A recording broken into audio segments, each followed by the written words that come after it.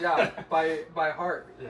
It's insane. She watched it like 2 months ago, and she is still obsessed. I've never seen something catch on so fast that's like worldwide. Yeah. It's the closest we've ever been to world peace. Yeah, for real. The last thing was like Gangnam Style, dude. No, dead ass. Dude, that was what, 7th grade when that came out? Probably. Fucking, they were playing, I remember they played at one of the fucking school dances at Brimhall. For real? Yeah. Damn. That's a good place to start. Did you go to, what was your first school dance? It was 7th grade in the cafeteria at Brimhall. And I was so sheltered as a kid because I was in that like church with my mom. Uh-huh. It was so weird, bro. I didn't even know any of the songs. I'd never danced before. Wait, so in 7th grade you were kind of like sheltered from like the music? Everything, bro. I wasn't allowed to, like, I couldn't listen to radio music, hip-hop. Wasn't allowed to use YouTube. It's like nothing, bro. And this was the Mormon religion? No, that was my mom's. They follow this so-called prophet named William Branham. That's who they follow. Is that the one that... Where they can't cut their hair. That's what my sister's telling Andrea. Oh, wait, so it's like it's an extension of Mormonism? No, it's a totally different. It's like a Christian church. They claim to be non-denomination, but then they follow the sole teachings of one guy from the 50s. What? Yeah, it's supposedly Bible-based, but I don't really believe. So she was taking you to that? Yeah. And she's still doing it? Yeah, sure. My mom and my sister are still in it. All the other kids left. Wait, so, Bella? How old is Bella? Andrea. Bella is 21 now. What? Yeah. Luke's about to graduate high school, fool. Yeah, he's a senior. Dude. At Skyline. It is mind-blowing. So how old are you? 27, last month. Okay. So I'm 28. Happy belated birthday. Yeah, your birthday's March 28th, right? Dude, okay. I swear to God, out of everybody I know, and I've told you this many times, you have the best memory out of anyone I know. Yeah, bro, I'll remember little details about shit, but I don't know where my keys are when I need them. Uh-huh. My wallet, I'm like, where the fuck is my wallet? Like, yeah. A little shit like that. But why, though? I don't know, dude. And you smoked weed so when did you start smoking weed? Like, habitually? Fuck, started small. In 8th grade you started experimenting? Well, dude, 7th and 8th grade, I was hanging out with Ignacio. He lived in the neighborhood, like down the street, right? And we were not smoking weed. I didn't smoke weed until I was in your front yard with Vigby, freshman year. I'd smoke Spice. That's a weird smoke. Remember we used to hang outside the smoke shop? Yeah. And we used to, like, me and Ignacio would have people go in and buy it for us. Mm-hmm. And we'd get all fucking stupid high. And yeah. What was your experiences on Spice? Because, dude, Cooper told me some wild shit. Bro, Spice, I fucking smoked that shit. Fuck. We were at the park next to my mom's. I was with Ignacio and this kid, Tyler Nicholson. Tyler? He's a big kid. He went to Brimhall with us for a little bit. Okay. But he fucking... Oh, was he like, he looked like a Mormon. He was like super tall, white with comb over? Yeah. Yes. So we fucking, this is how ghetto it was, bro. We got a Sharpie, emptied it out, got tin foil, put it on top, poked holes with the mechanical pencil, and put a rubber band on the tin foil to hold it on. And just took little hits of Spice. And bro, I literally was like, walking to, you know where Aspenwood, the trailer park? Mm-hmm. Like where our bus stop was? Where Christian Monge lived? Yeah, bro, we fucking smoked weed in my mom's neighborhood. It felt like it took a whole day to walk to that trailer park, bro. Probably, maybe an hour.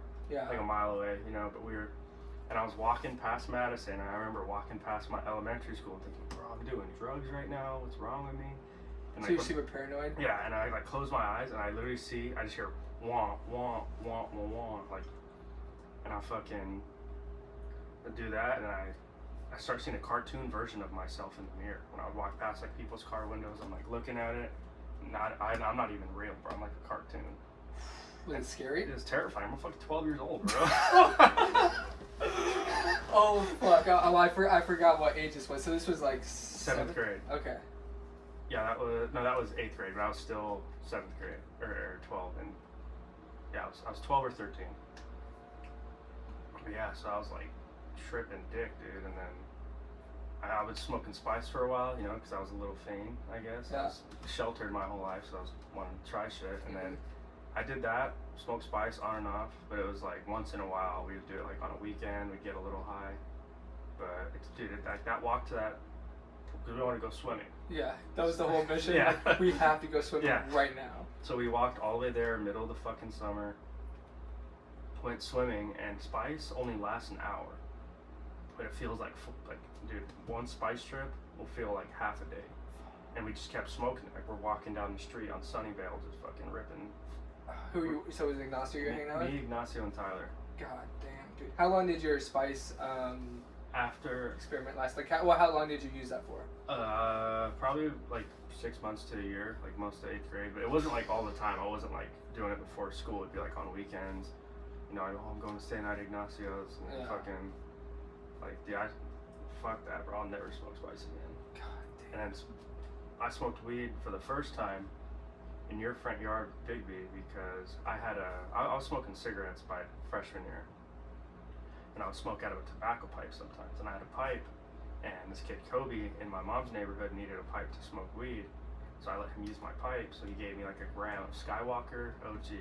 First shit I ever smoked. And sounds fucking intense. Yeah, bro. And so like I get it to Big B's, like I'm going to your house. I'm literally on my way to your house when this happens. He's like, hey, you have a pipe? Like, yeah, bro, hit it, whatever. So alright, we'll take this weed. So I put it in like a little fucking gum wrapper, and I take it to Big B. Big B's, you know, like, inspecting. He's like, bro, this is some good ass weed. Where the fuck did you get this? He's like, this is not Mexican Reggie, bro. Like, this is some homegrown like hydro. Some little kid down the block. So I remember hitting it in your front yard, and you had gone inside to get something. So you guys were like doing it behind my back, or were you, were you trying to hide it from me? Yeah, I was, because Okay. I didn't want you to be like, oh, my best friend's smoking weed. Yeah. But fucking Big B, he had that little chillin' pipe. It was like this little glass one, like this big. We load it up. He takes a rip, fucking clears the bowl, and then he gives me green. My first hit ever. Just ripped it, bro, and instantly it was like, boom! My fucking throat's burning. I can't even see straight. It's like everything's all crazy. And I remember sitting in your front yard, just like this on the curb. And you're like, it smells like weed out here. Did you just smoke weeds? I was like, yeah. You're like, wow. I don't know, man. And then I remember Steve came out, Big B's dad, and we're hiding behind. In your front yard, you had that big like oleander or like juniper bush. Yeah. We fucking were hiding behind that, and Steve comes out. He's like, oh, I wonder where they were. They said they were out here, and then just went back inside. Really? Yeah. You stepped one foot out. Yeah. Oh, they're out here. Yeah. So we were. I was high as fuck, and then I didn't really like weed, but I was getting prescribed Adderall, so that was what I was taking for a long time. How long were you prescribed Adderall? Like 2 years. It was 8th grade through the end of my freshman year. And I did not fuck with that shit, bro. It'd be like, I'd be laying in bed, I'd take a pill before school, and it's 1 a.m. I'm just fucking on ceiling duty, like staring at the spots. Like, of course. my mom's like, "Why? What's wrong? Like, you should be asleep by now." Like, yeah, bro, I'm fucking on a drug that's 1 molecule away from meth, bro. Yeah. Like, I'm literally tweaking.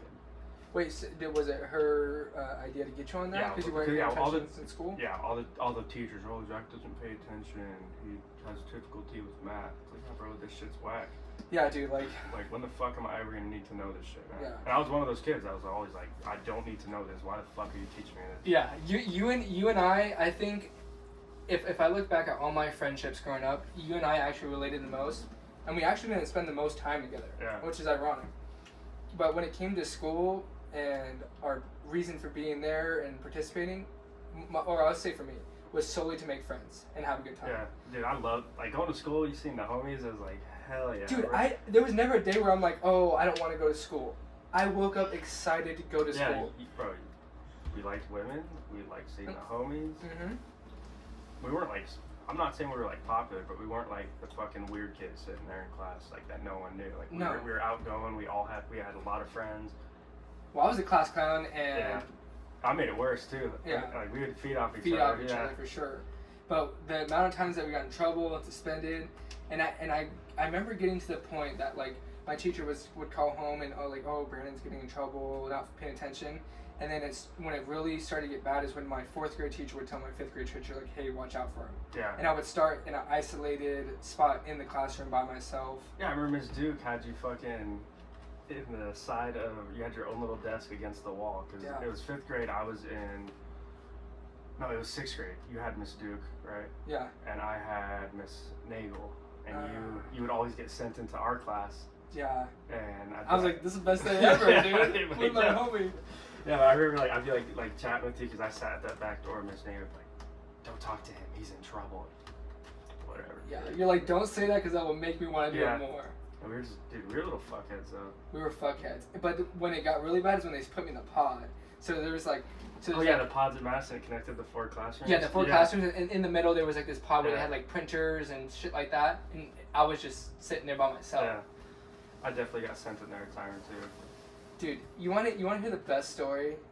It's a feel-good story from elementary school. Do you remember Amanda Springer? Yeah.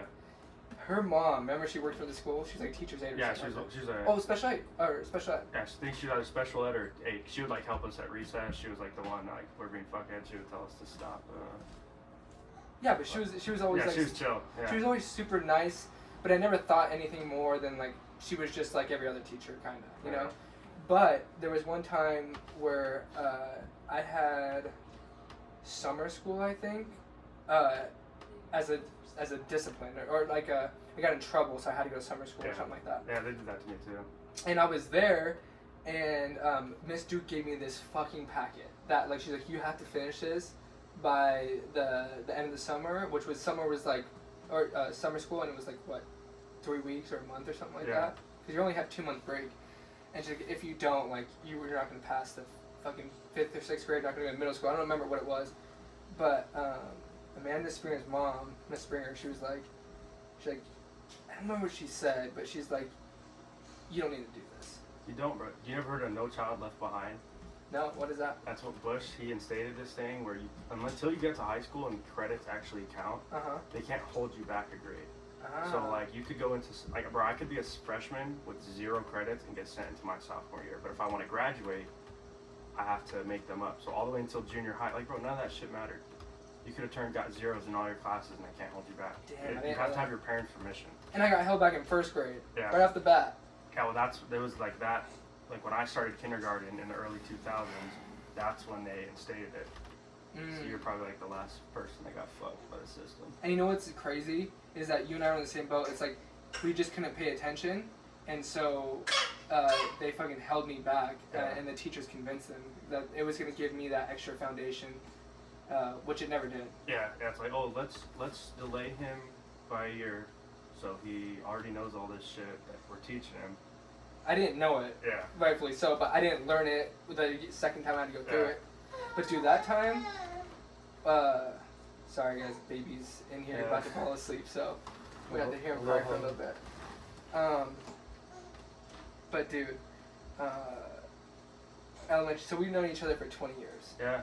20, and I remember when we officially became friends. We knew each other, we'd hang out at recess and shit, but I remember 4th grade, I was having a sleepover for my birthday. On the trampoline? Yeah, and my mom made these, like, you know, shout out to my mom, made these fucking cute ass little invitations, and I went and passed them out to all the homies at school, and you had a lollipop at lunch, and I snagged you because you were walking to the salad bar at Madison. I was like, Brandon, come here, bro. You're like, what? I was like, hey man, you're invited to my sleepover, like, hope you make it. That's how we became friends. Oh, what, and I came? Yeah. And I slept over that night? Yeah. Who was all there? I only remember you coming, maybe Jake Wester, Christian Hargrave. No, Christian Hargrave wasn't there by then. He was still in Minnesota. But yeah, it was like 2 or 3 kids. Do you remember the sleepover that when Effie and Papa left, my grandparents? Bro, dude, that was the first time I ever watched a rated R movie. What? We watched Step Brothers, yeah. Dude, this is how long ago it was. We fucking went to Blockbuster to pick up fucking movies, and we watched Step Brothers. That's dope. What grade was that? That was 5th grade. 5th grade, so... That was it was like Effie and Papa left. They went up to the summer house in Glow, and it was just my mom, so she's like, invite whatever friends you want. So we invited, it's like 6 boys, it was Jake Wester.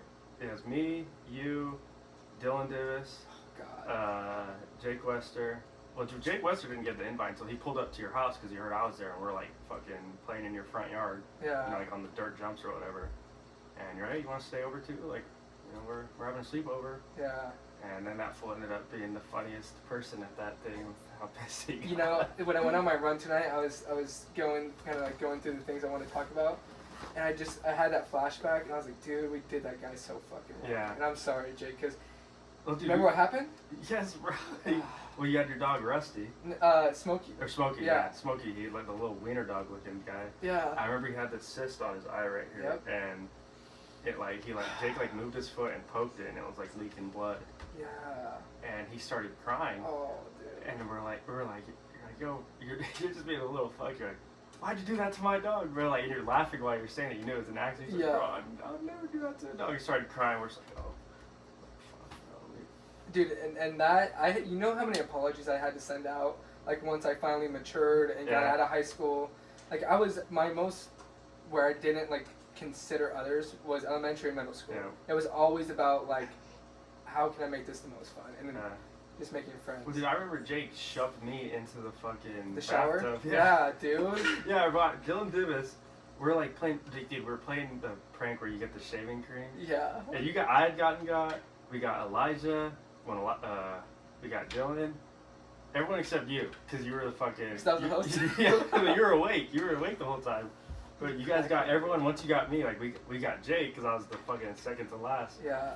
And it's like, dude, I woke up, and I was like, whatever, fuck you guys, like, it was funny. And then Jake was tripping, bro. He's like, what's in my fucking eye?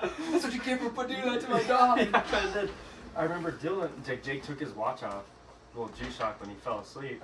And Dylan acted like he dropped it in the toilet, but he dropped it on the side of the toilet. And I, like, go in the bathroom and, like, I'm like laughing, like, dude, it's not even in the toilet. And Jake comes in and just throws me into the fucking get all knocked back. Like, what the fuck, bro? Like, what the fuck did I do, man? Dude, and you know how bad my memory is? I thought you pushed Jake into the shower, but it was because of the watch. Yeah, well, yeah, Dylan's like being a little fuckhead, like we all were. Dude, Dylan was the same level as fucked up as us. Yeah, like, he was just there for destruction. Yeah, dude. He dropped it, and I'm like, yo, that didn't even look like it went in the toilet. I, like, go to check, try to be a good friend. I was like, bro, it's not even in the toilet. It's right here. And then I was like, what the fuck did you do that to me for, bro? I came to check for you. Damn. What do you think Jake Wester's doing now? I don't know. I texted him a few years back. What? But it was like, hey, bro, what's up? How you doing? I never got back to him. But he moved to Virginia, or, like, the East Coast somewhere. Oh, you know when I was talking about Jose Alcatar, I was thinking about Jose Escalera. You remember him from elementary school? Tall Mexican kid. I don't remember him. He lived by. Damn, I don't remember that park. You know where Elijah's mom's house was? Yeah. That little park right there. He lived in that first house right here. Was he like really dark skinned? Yeah, he was really dark skinned. He had glasses.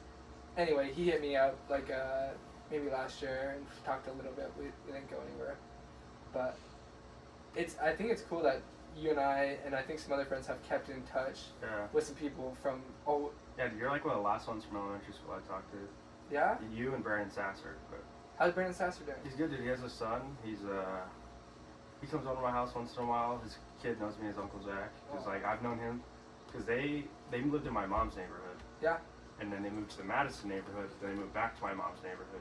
So when like Cameron was born, Jeremy, remember him? His brother, his little brother. Yes. He has a kid, and they all had a kid at their mom. Like when their kids were born, they were still at their moms. So like I knew their kids when they were born. They know who I am. Like. Did they have kids before you had your? No, I was the first idiot. Damn. Yeah. Well, how old were you when you found out you were pregnant for the first time?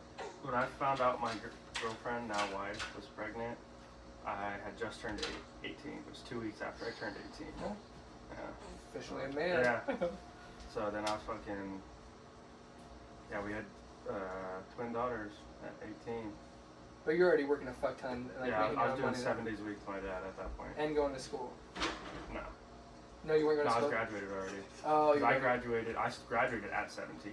So, like, that summer... Oh, you were younger than most people. I was always a year younger than everyone. Yeah, so, like, that summer was wild, bro. Like, 2016 summer, best time of anyone's life. I don't give a fuck what anyone says. Why?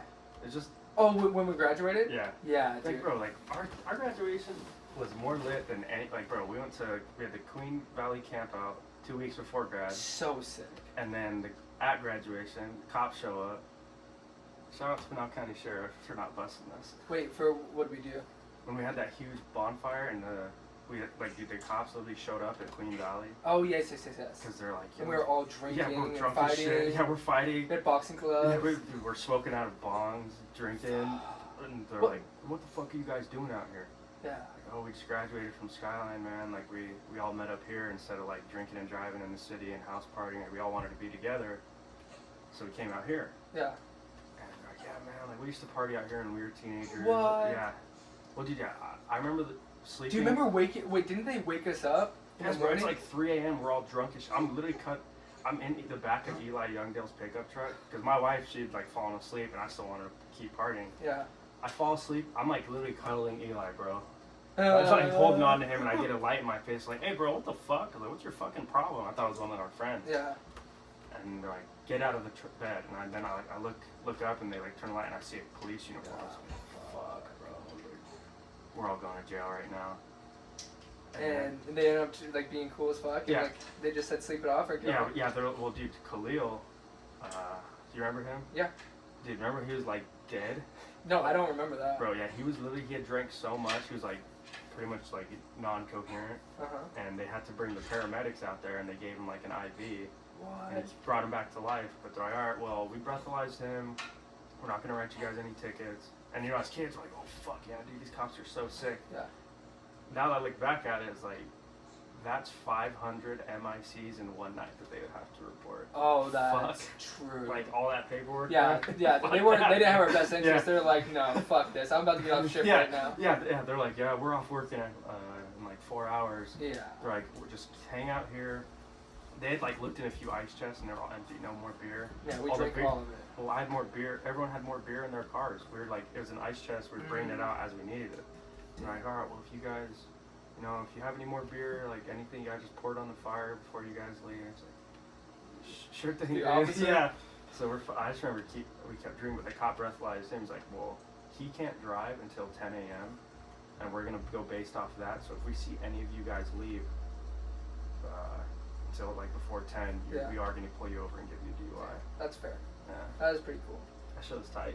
Dude, I have an epic picture from that night. I think it was like a big, everyone was in a circle and there was a beer bong table. I think it was that night. And I think it was Bosco shooting beer pong. No, that was from Butcher Jones. Oh, yeah? Yeah. Bosco wasn't there our senior year. He was there our junior year. Oh, that's right. He graduated a year before us. Yeah, with that fucking Spaniard dude. We showed him. That dude got the most American experience ever, bro. House parties. Yep. We were taking him out to the desert. Yep, fishing. Yeah, fishing. Bro, this kid, Big B brought his gun. We're like 16 years old. He brought his 38 and his shotgun, and we're just shooting shit in the desert. He fucking loved it. He got like a real American experience, dude. I still talk to him once a month. Yeah, I hit him up once in a while, but he's got a kid now, right? Yeah, he just had a kid. We've been trying every year. We're like, okay, this is a year that he's gonna come visit me. Yeah. Because I went to go visit him. Did I tell you that? Yeah. Yeah. He told me he went to Europe. And you're like, yeah, fuck this place. I'm going back. Yeah, dude. I was not in the right headspace to appreciate that when I fucking went. Yeah. Because I was like working nonstop. I didn't have any days off for like months. And then you went to having all this free time for a week, and you're like losing your mind. I've been there, bro, where you're like, you take a week off work, and you're like almost going crazy because you don't. Yep. You're like, dude, we're like slaves. Like you're conditioned to working for so long, and you don't. Imagine retirement, bro. So you work 30 years, 30, 40 years, and you finally are saving your money. You're gonna go on all these vacations, drink margaritas on the beach, whatever your retirement looks like for you. And then you like get done, you're a week into it, and you're like, I'll kill myself. Yeah, no, literally, like you're stuck, like. And you're dying too, because like if you've been at that speed your whole life for 40 years, your body is like conditioned, like you said. So I don't know what the move is. I don't know how to. I think our generation has the best work-life balance, but we're a little bit heavy on the not work. Yeah. Well, our generation is like, dude, like my dad. I've seen this dude go like 5 years without even going on a vacation. He works himself to death pretty much all the time. Because they sold that to him. Yeah, but our generation is not. I've been working hard for 3 months. I need to go on a vacation. I need to go to the beach. I need to do something different. I need to change my job. I'm not happy. I caught myself that I had more jobs than anyone I knew. At a certain point, this was in college, I had the realization, and I'm like, I just leave jobs when I'm not happy anymore. Yeah. And I was like, I need to have a little bit more of like a backbone. Like I need to fucking stick it out. Yeah. I did that with relationships and everything. Yeah. And it was something I was pretty much taught, which is bad. Yeah, that's what our generation is taught. Like if you're to change it if you're unhappy, and it's like, dude, it's not the job. You got other shit going on in your life. It's like there's like don't even know the word for it. It's like there's something else behind the scenes. That's just what you think it is. Yeah. Why do you think? So you started working with your dad like early on. Like how old? I was 14 because I got suspended for getting in a fist fight in the 300 bathroom in Skyline freshman year. With who? Brandon Bacon. Oh, yeah. That's a big dude. Yeah, he was the buffest person in school. Yeah. But I fucking didn't you even bloody nose? Nah, that fool fucked my nose up. Oh, that's right. See, my memory's fucked, dude. Nah, dude. I remember like it happened, but I don't remember who it happened to. Yeah, well, dude, with that, he hit me in the nuts the day before. Like, just totally, like, uppercutted my dick, bro. And, like, I was, like, in the welding shop, I'm, like, in tears. I only cry, dude, I don't cry from pain. Yeah. Like, you cut my hand off, I've broken fingers in, like, wrestling, nothing. Yeah. I was, like, could not breathe, and I was, like shaking, bro. So you had a whole day to recover, and then... Yeah, and then I came back to school, and someone's like, oh, are you gonna get him back? I was like, oh, maybe. He's like, if you get me back, we're gonna fight. I was like, all right, fuck it, cool. Like, we'll fight in the shop right now. And he's like, let's go to the bathroom. So I walk to the bathroom, don't tell the teacher shit. I go piss, and I'm waiting there for a few minutes. I was like, yeah, bro, he's not coming in here. So I'm like, go to wash my hands. Door flies open. Boom! Just cracked me in the fucking... Sucker punches you?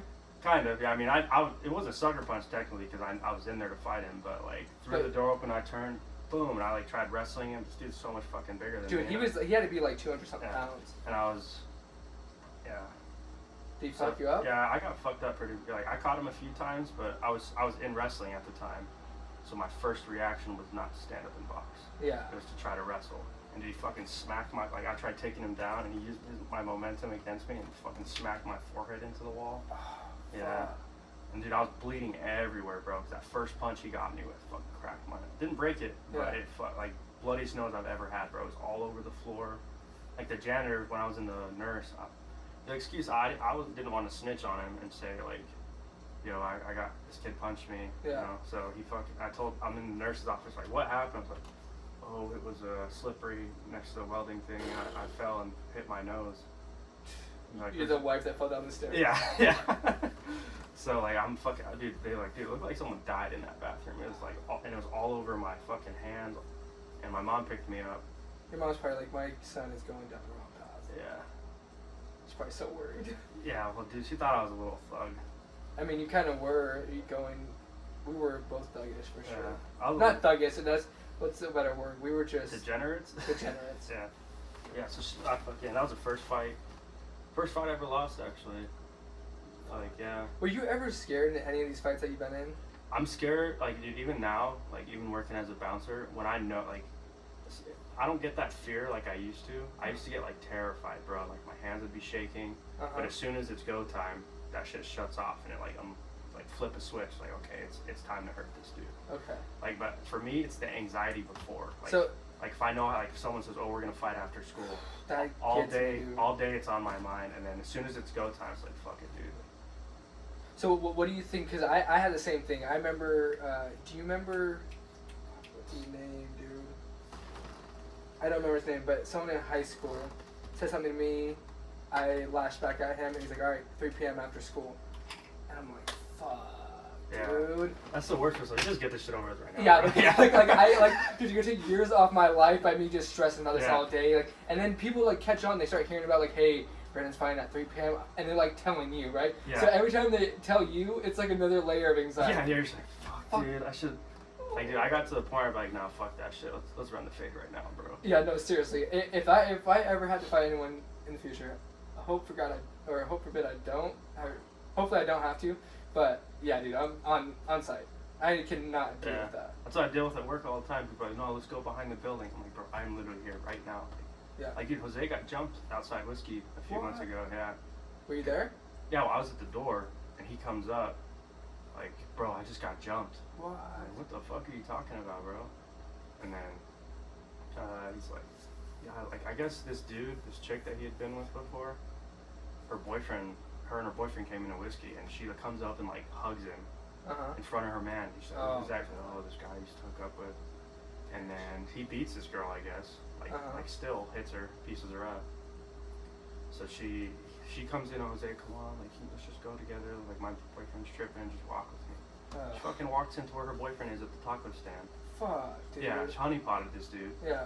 Like, fucking set him up, and then they tried jumping him. Jose, he's the one who first started training me in boxing, so it's fucking fight. Yeah. Like, I have a hard time grappling with him. He knows how to grapple, too. So, he's like, fuck, this guy's like, we're just gonna jump you. They says that to Jose, and they start, and Jose's even like, hey, at least they fucking warned me, bro. So they like try jumping Jose, they throw him into our VIP host car and dent the shit out of his door. And then I'm pretty sure these guys ended up getting a DUI because Jose came up to the door and was like, hey bro, I just got jumped. I'm like, this is my best friend. I'm thinking like, dude, there was a guy that got killed in Gilbert during nightlife. He got stabbed to death behind the porch in the parking garage. I had flashbacks to that. Seeing that guy get wheeled away in the ambulance. I started tearing up at work. I was like, bro, like that could have been Jose. They could have killed this fool. Yeah. So you're raging. Yeah, I'm like, I actually went, like I fucking had to go cool off, like in the back for a sec. I was so fucking angry. I've never been that angry at work. Yeah. Like people talking shit to me, that might irk me a little, but I was like sweating, bro. I was like, fuck. And then Jose told me who it was. Like, yeah, this kid's in a Diamondback shirt and Diamondback's hat.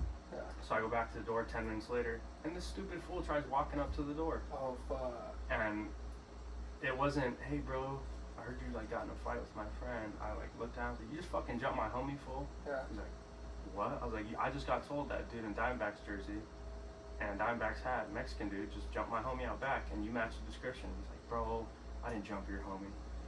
And then I was like, bro, I'm not letting you in. I don't give a fuck who you are, bro. I was like, you're not coming in tonight. Yeah. I was like, just go home. I was like, you're going to end up going to jail if you don't leave, bro. Yeah. He's like, man, okay, yeah, I did jump your homie, but he was talking to my girl. Like, I don't give a fuck what he, like, you're a coward, bro. Like, you fucking jumped this dude. Yeah. You jumped my best friend while I'm at work and I can't go fucking help. I'm literally 100 yards away from it or less. Had no idea what's going on. Yeah. Like, dude, if I saw someone punch Jose, yeah, and Jose starts losing, I'm fucking sneaking that fool or whoever he brings. Yeah. So then they ended up, this dude was waiting out, he's like talking shit to me. I was like, whatever, bro. He's like, let's fight right now. He's like, me and you run up. I was like, sweet. He's like, let's go to the parking lot. And I went through, it was like an office moment, you know, to look at the camera. I was like, so you could jump me? Yeah. So your homies are waiting over in the parking lot. I was like, I'm right here, bro. I was like, you can take a swing, bro. I was like, I'm at work. I was like, I'm not gonna hit you first, man. I was like, just take a swing. Yeah. I'm right here if you're gonna do something. It's like, nah, fuck you, you're a bitch, blah blah blah. I was like, alright, bro. I was like, whatever. I was like, I'm not gonna fucking waste my time on you. I was like, you're a clown. Yeah. Just go home, because I will call the cops and I'll tell Zay to press charges. Yeah. And then this fucking idiot waits out back for me. After you get off? After I was like, he's like, well, when you off? I was like, looked at my phone. I'm off in 30 minutes, bro. Fuck. Yeah, he's alright, bet. So two fights in one night. Yeah, so I'm like waiting. The kids running the trash can, like, hey, that guys that we were just arguing with out here are out back in their truck. And they were drunk as shit. Yeah. So they like, and they had, I don't even think they had like drank that much at our bar. They'd gone somewhere else. But they come back in, or they're waiting out back in that little, that little alley behind Whiskey, like that little street, sitting there in their truck, 4 of them. And I was like, all right, bro, well, I need to clock out. Like, I'm about to go home. I was like, fuck it, I guess I gotta do this. Do you have anxiety at this point? And I was so angry. I was like, I can't wait to hurt this fool. Yeah. It was like I was already started training again. I'm in good shape. Yeah. And you guys jumped Jose without leaving a mark on him. Obviously, you can't fight. Yeah. I'm gonna fuck you up. Yeah. And so then my Trevor saved me because I was like sitting in the back room like shadow boxing, like bouncing. I was like, I'm gonna go fight this fool right now. Trevor comes in there. He's like, bro, just wait here. He's like, just don't do this. I'm gonna call the cops. He went and took a picture of their license plate and called the cops. Like, hey, this guy that just jumped my friend. And Mac, his car was all fucked up, and he was about to leave, and he saw that the door was dented. Yeah. And he heard that it was the guys that jumped Jose, and he was like, well, they're waiting in that truck right there. Let's call the cops. So they fucking call Gilbert, or like call 911, tell them what happened. And this guy, the cops pull up behind him to go come take a report about the car. And this guy takes off without his headlights on. They go pull him over and get him on DUI. Fuck. Well, yeah. Bitch got what he deserved. Yeah. But Jose's too hood to fucking talk to the police. So he gave a statement. He's like, well, I'm not pressing charges. They're the ones that flipped his car up. So. Fuck. Yeah, if it was me, I'd be like, sir, you're going to jail. You're going to jail. Yeah, straight up, dude. Especially after all that bullshit. So, now that you're sober, do you think? I don't know, dude. I'm California sober. Yeah, California sober. I like that. I would never recommend this to anyone, but I was thinking about it over the last few days. You have that energy where, like, I don't know, I could see you having a path in a boxing career if you wanted it. Dude, what do you think about I don't want the brain damage. And that okay, that's what I was gonna say. I have a double standard though. Like, I don't think anyone that I care about should go into boxing because, dude, you have one fucking brain. Yeah. And if you get fucked up and you become slow or any of those things, dude, all those concussions matter. Like, dude, then you're, what's life? Yeah. If you can't fucking... like Muhammad Ali, like, can't even talk at 75. Yeah. I don't like he's the greatest of all time. He can't even wipe his own ass. Exactly, bro. So. Or like BJ Penn or all these MMA fighters where they think that their family's been replaced with lookalikes. Yeah. And like you literally go into psychosis once you damage your brain like that. And I've done enough damage with fucking fighting and drinking and shit. So. Well, dude, that actually makes me super fucking happy. Yeah. Because that was gonna be my follow-up thing. I was like, but like. Yeah. Fuck no, dude. Yeah. Like, I do it for fun, training. Like, actually doing it as a career, it's like anything. Once it becomes your job, it's not fun anymore. Mm-hmm. Like, it's true. Like, even working at a bar, I used to love going to bars. Even till, like, recently, I love fucking, let's go out tonight. First time someone hit a group chat, hey, drinks? I'd be the first one, all right, bet, where we at? And then that would turn into, oh yeah, I'll just go have, I'm telling my wife. I knew I was lying every time. I feel like a piece of shit for it, but that's what addiction does. Yeah. Yeah, I'm just gonna go have a few drinks with the guys. That would be that would be 2 p.m. going to have drinks, and I'm walking in the door at 6 or 7 a.m. drunk as fuck. Yeah, just like totally incoherent. She's like, she got to the point where she didn't even like, she wouldn't talk to me until I went to sleep and sobered up. Cause like she would try to yell at me when I'm all drunk or like give me a hard time, tell me what I'm fucking up my life.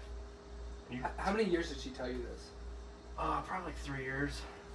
It was. It never made a dent or an impression on you? Well, dude, for me, it was like when someone's telling me I gotta stop doing. That's like the rebel in me, I guess. But like someone's telling me, it's like when when your teacher was giving you shit or your parents are giving you shit, you know, telling you, like, dude, just whatever. You don't give it. Yeah. But until you actually, like with me, fucking ruining my life off that shit for a little bit. Yeah, that's it. It's just fucking. I don't drink anymore now. Yeah, and if I look back at all the people I know. I would say that you probably did. I would think like about you, and you probably drank and did the most drugs for like the most consistent amount of time. Yeah, since high school, like dude, I was fucking partying. I was the party guy in high school. If you needed alcohol, you needed anything, you fucking invite Zach Henderson to that party, bro. I was pulling up fucking handing a little Fireball and a 30-pack of Coors, bro. Remember when we went to the fucking party where they pulled a gun on us? Yes, bro. I was hoping you were gonna bring that shit up. Yeah, bro, that's where we met Jake Data. What? That's where we became friends. That's the first time I ever met, bro. I can't wait to tell this story. Okay. This shit is so fucking hilarious. This is crazy. This fool Kevin, he's all fucking. Wait. Start from the beginning. We go to what grade are we in? Freshman year. It's New Year's of our freshman year. And so we're going into sophomore. So it's January, and we're still freshmen, but it's like we're going into second semester of freshman year. But this is New Year's. Like 3 days till school starts, and we go to this I remember going to this party, you know, see people from Skyline that I'd seen around school. I'd never really drank like that. I'd had a few beers before, like snuck them from parents' fridges and shit. Yeah. This was the first party where I was like, hey, let's get faded. So Sky Vodka and Bud Light is the first thing we're drinking. And I remember. I'm sober during this whole time. I didn't drink until college.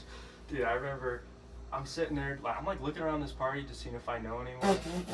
And there's this kid that's sitting next to me on the couch. I don't even remember his name, bro. It's the kid that ended up passing out. Okay. But I'm like, yo, bro, you seem chill. Like, we're shooting the shit, dapping each other up. You know, like how drunk 14-year-olds would, becoming friends. And I'm sitting with Jake. We're talking. Like, oh, you go to Skyline? Yeah, me too, bro. Like, let me get your number, all that shit. And then this coked out fool Kevin just. All older than us. Like, he was. Yeah, this dude's like 3 years older than us. Like, was he even in high school? No, he dropped out. He's a fucking like little gangbanger. Okay. But I remember locking eyes with him for a sec, looking around the room. He's just staring at me. Yeah. And I look at him, and I look away. I was like, oh, that fool's on one. He comes up, he's like, all coked up, licking his ears. Like, what the fuck you staring at, fool? Yeah. I was like, me? Yeah. He said, yeah, bro, I got that shit on me, and lifts his shirt, and he has a pistol. I was like, what the fuck? Yeah, when you and I are sitting on the couch, right? And wait, so his dick, basically. Yeah, his dick and his gun's right in our face. Dude. And, bro, we're like, and I remember Ariana Torres' girlfriend comes up at the time, she's like, Zach, like, chill out, it's not that serious, Kevin, calm down. And he's like, nah, these fools are fucking staring at me. And he comes up to me again. He's like, what the fuck were you staring at earlier? I was like, bro, I was literally just looking around. Like, well, dude, when someone's coked up and drunk and when you're in that mentality that you want to fight, you're going to pick a fight with anyone. I was a little kid with beaver hair. I looked like a pussy. Yeah. And you were just his target. Yeah, and I had brass knuckles in my pocket, and when he came up talking shit, I was like, man, I'll hit this fool in the face with that. And then... Well, did you have confidence like you were actually going to? Yes, bro, and then he pulls the gun. I was like, well, that just took that out the fucking window. And then this fool, I remember that this kid... This is the craziest part. Dude, I remember this kid that I'm sitting with on the couch. Passed out. Just passed out, starts yakking all over this couch. So we carry him outside. Yep. And we're a whole bunch of drunk-ass kids, like, oh, give him bread so it can soak up the alcohol and he can throw it up. So we're like force feeding this dude Wonder Bread. Yep. And Kevin comes outside, and this kid's literally dead on the floor. Like, eyes closed. Eyes closed, unconscious, dead to the world. We're holding Jake. I'm standing there, like above him. Jake's holding this kid's head up so he doesn't like swallow his own throw up. Yep. He's holding it to the side. Kevin comes out. What the fuck's this fool staring at? What the fuck's this fool staring at, bro? I remember me and Jake look at each other, we look at you, we're like, what the fuck are you talking about, bro? This kid's Jake's like, nah, that fool's fucking staring at me. Like, he is dead, bro. He's not in this world right now, bro. He's unconscious. Yeah. That was the first party I ever went to. Yeah, and then remember what happened after that? The fight finally broke out. Yeah, and I get too fucked up, so I start puking in the backyard. And I remember, like, hearing girls, like, screaming in the house. Because, wait. I think, correct me if I'm wrong, a girl lost her phone, and then someone was blaming, like, someone had their phone. Yeah, it was one of the, like, the Mexican girls that were there, blaming one of the white boys, like, they were, like, actual, like, CWBs, like, little fucking Aryan Brotherhood gang, and then there's Eastside Mesa Locos. And they're like, you fucking stole that shit, fool. I'm like, no, bro, I didn't steal that shit. And then they start fucking beating the shit out of me. In the living room, like, fucking holes in the wall. Yeah, like, punching holes in the wall past their face, like, I just remember hearing people scream, and I, like... We were in the backyard at this point? Yeah, I was, and, like, you're with me, because you're like, bro, you're embarrassing me, like, you're all fucking drunk. I was like, sorry, man, I've never drank before. I was like, fucking puking on myself. And then I remember hearing them scream, and you're like, I was like, what the fuck, bro? And I like get up and stumble over, and I see just like 10 fools fighting. On top of each other. Yeah, bro. And girls are screaming, trying to break it up. Girls are getting cracked in the face. I just remember, I was like, bro, yeah, we need to leave, bro. And so... You jumped the fence? Yeah, I jumped the fence and just, I'm so drunk, I like hop with the fence and just fucking fall on my back. And I was like, ugh. And then we call your mom to come pick us up. And we're hiding behind the electrical box across the street. This is crazy. Because I'm like, yo, bro. And because it pours into the street. They come out and they're fighting outside. Yeah. And then the fucking... The dad of the... Yeah, the dad. Dude, the dad... I remember his dad's like, I'm a fucking ex-Navy SEAL. Yep. And he was not fucking lying. And this little cholo tries squaring up with him. And he throws this whack-ass, like, overhand punch. Yeah. Dad ducks, kicks one of this dude's ankles, and drops his fucking face into a brick wall. Yep. And we're yeah, bro, and then it stumbles the kid. He's like, I will fucking kill you. You swing at me again, I will murder you. Yeah. And I was like... Dude, what an exposure that we... For one of our, like, first legit parties. Yeah, dude, I thought he killed the kid. Yeah, bro. The kid walked away, like... Well, fucking jelly. But the way that his head hit the fucking brick wall is like stained in my memory. Yeah, dude, it was like the thud from it. That was like some shit out of a movie, bro. And I remember that was the first party, and I remember your mom picks us up, and she has like a Circle K cup, and she pours it out because I'm fucking throwing up out the window. She's like, "Oh, are you okay, Zach? Are you sick?" I was like, "Oh, I don't know. It must be the adrenaline. I don't know." And I'm just drunk as shit. So we go back. I remember we went back to your house. Dude, that was the craziest party I've ever heard of, man. Yeah. Parties never fucking compared to that ever again. It was like... No, that was fucking, like, peak party, like, chaos. Yeah. How do we... Because the way that you were sheltered as a kid all the way up until, like, 7th grade pretty much, how do we not do that with our kids where, like, there's a fine balance of, like, we don't, like... Honestly, what I do with my daughters is, like, not like purely expose them to it, but like they know what weed is. I mean, they're 8 years old. They've seen like my bongs and shit. They see my pen when it's put up on the shelf, and I tell them, "Oh, this is medicine, but you can people do it too much and they get high." And then beer, I call it silly juice. I was like, silly juice is different. I was like, some people, and I have to tell them, I was like, your daddy doesn't drink anymore because when I drink too much silly juice, I'll leave my car somewhere for a day, come home all drunk off it, and it's like some people it makes them silly, have fun. Some people get angry and they want to fight people when they drink it. I was like, it's not for everyone. Don't even do it till you're 21. Yeah. So you just tell them like straight up, like transparency. Yeah, don't like like I'll tell them like it's not, don't do it, it's bad. Because they're gonna find out no matter what. Yeah. And I'd rather be the one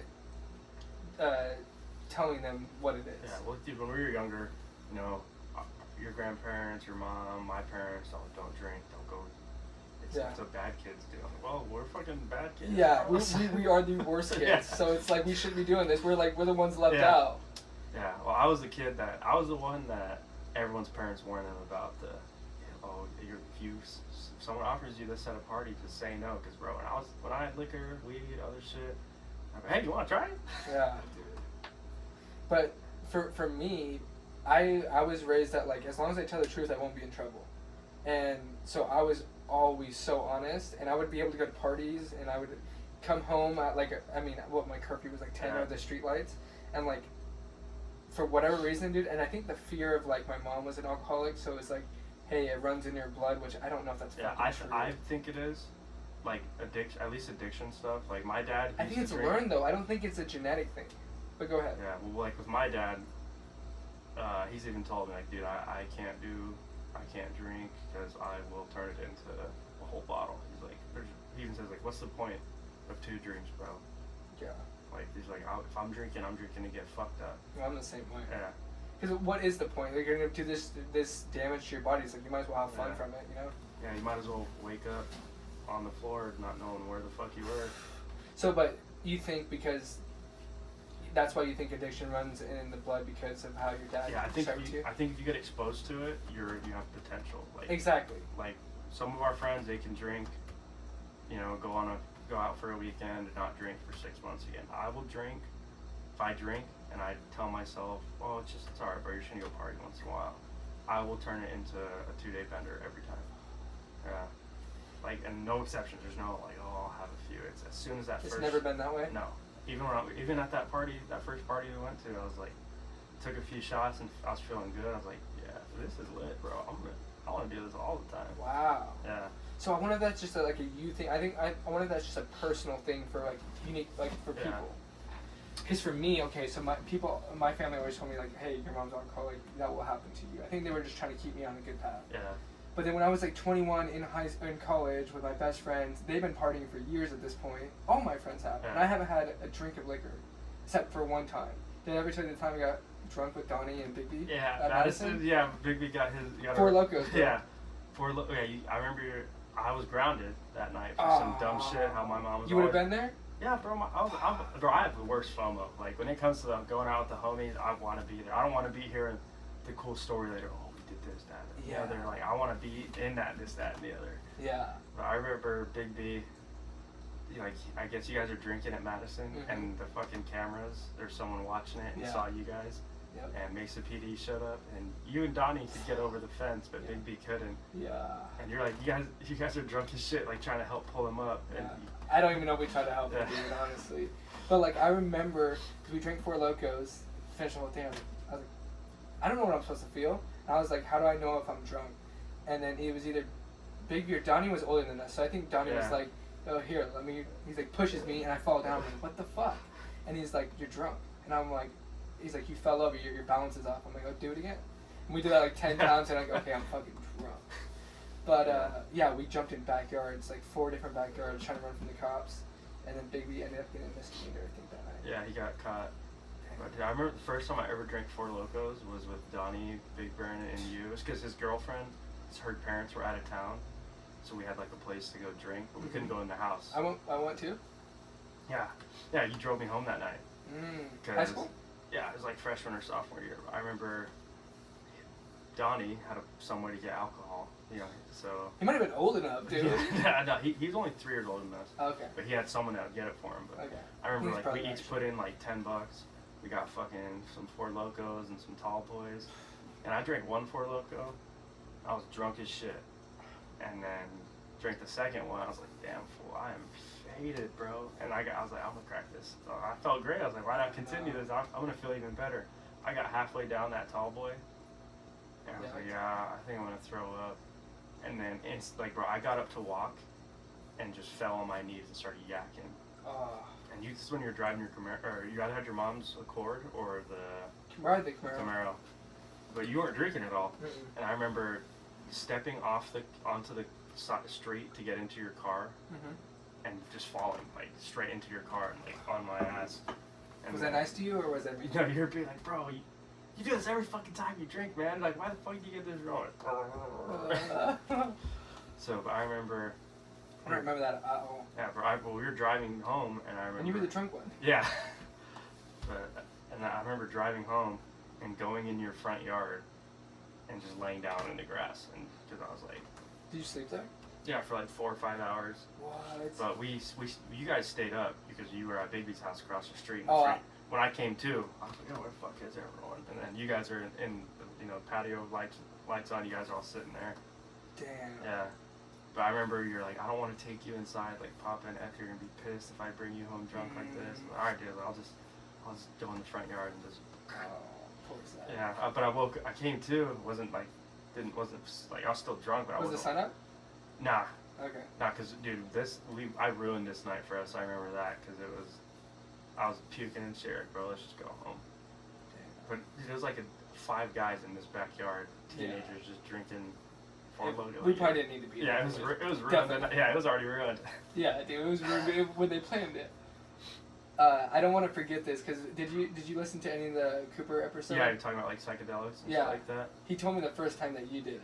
First time I did acid was not at his house. That was the second time I had done it. Okay, where did you do it the first time? First time I had done acid was at a rave in the desert. Because I had this homie Colton. An organized rave? No, it was like one of those like sketchy ass underground ones. Yeah, so I had done ecstasy once at one of those raves, and this was the biggest one that Colton's like, this is the biggest one I've ever seen out here, bro. Took some ecstasy, I was feeling great, bro. Like, stayed up all night though. And then the second one I went to, I was with Brandon Sasser. And yeah, you fucked up. Like, dude, I took it like there was some dude with a little fanny pack going around selling ecstasy and acid to everyone. It was a little blue gel tab, and I took it. And you have no idea what to expect, right? No, I've done mushrooms once. Okay. I like mushrooms more than acid. Same. Fuck acid. Acid is not it, bro. I don't care what anyone says. Fuck that shit. Not for me. Yeah. But I put this tab on my tongue. I'm like, damn, bro. Like, when is this gonna hit? And like 2 hours go by and it starts to hit. And I knew it hit because I like started like seeing like crazy like shit on the lights. Yeah. And Brandon, it was so cold, he didn't want to get out of the car at the rave, so he's sitting in the car. Yeah. And this is 2 hours gone by. I was like, yo, bro, I should go check on Brandon. He's probably tripping too. And I go up to his car, and he's sitting there with a blanket wrapped around him, just staring at the window. Like, oh, no. I was like, oh, this fool is tripping. I was like, because I'm tripping too. I can only imagine how he feels. And I'm banging on him like, Brandon, dude, it's like 30 degrees outside out in Superior. Yeah. It's like you turn off on Superior, like before Superior, and there's a little dirt area where there's have raves out there. Banging on this window, bro.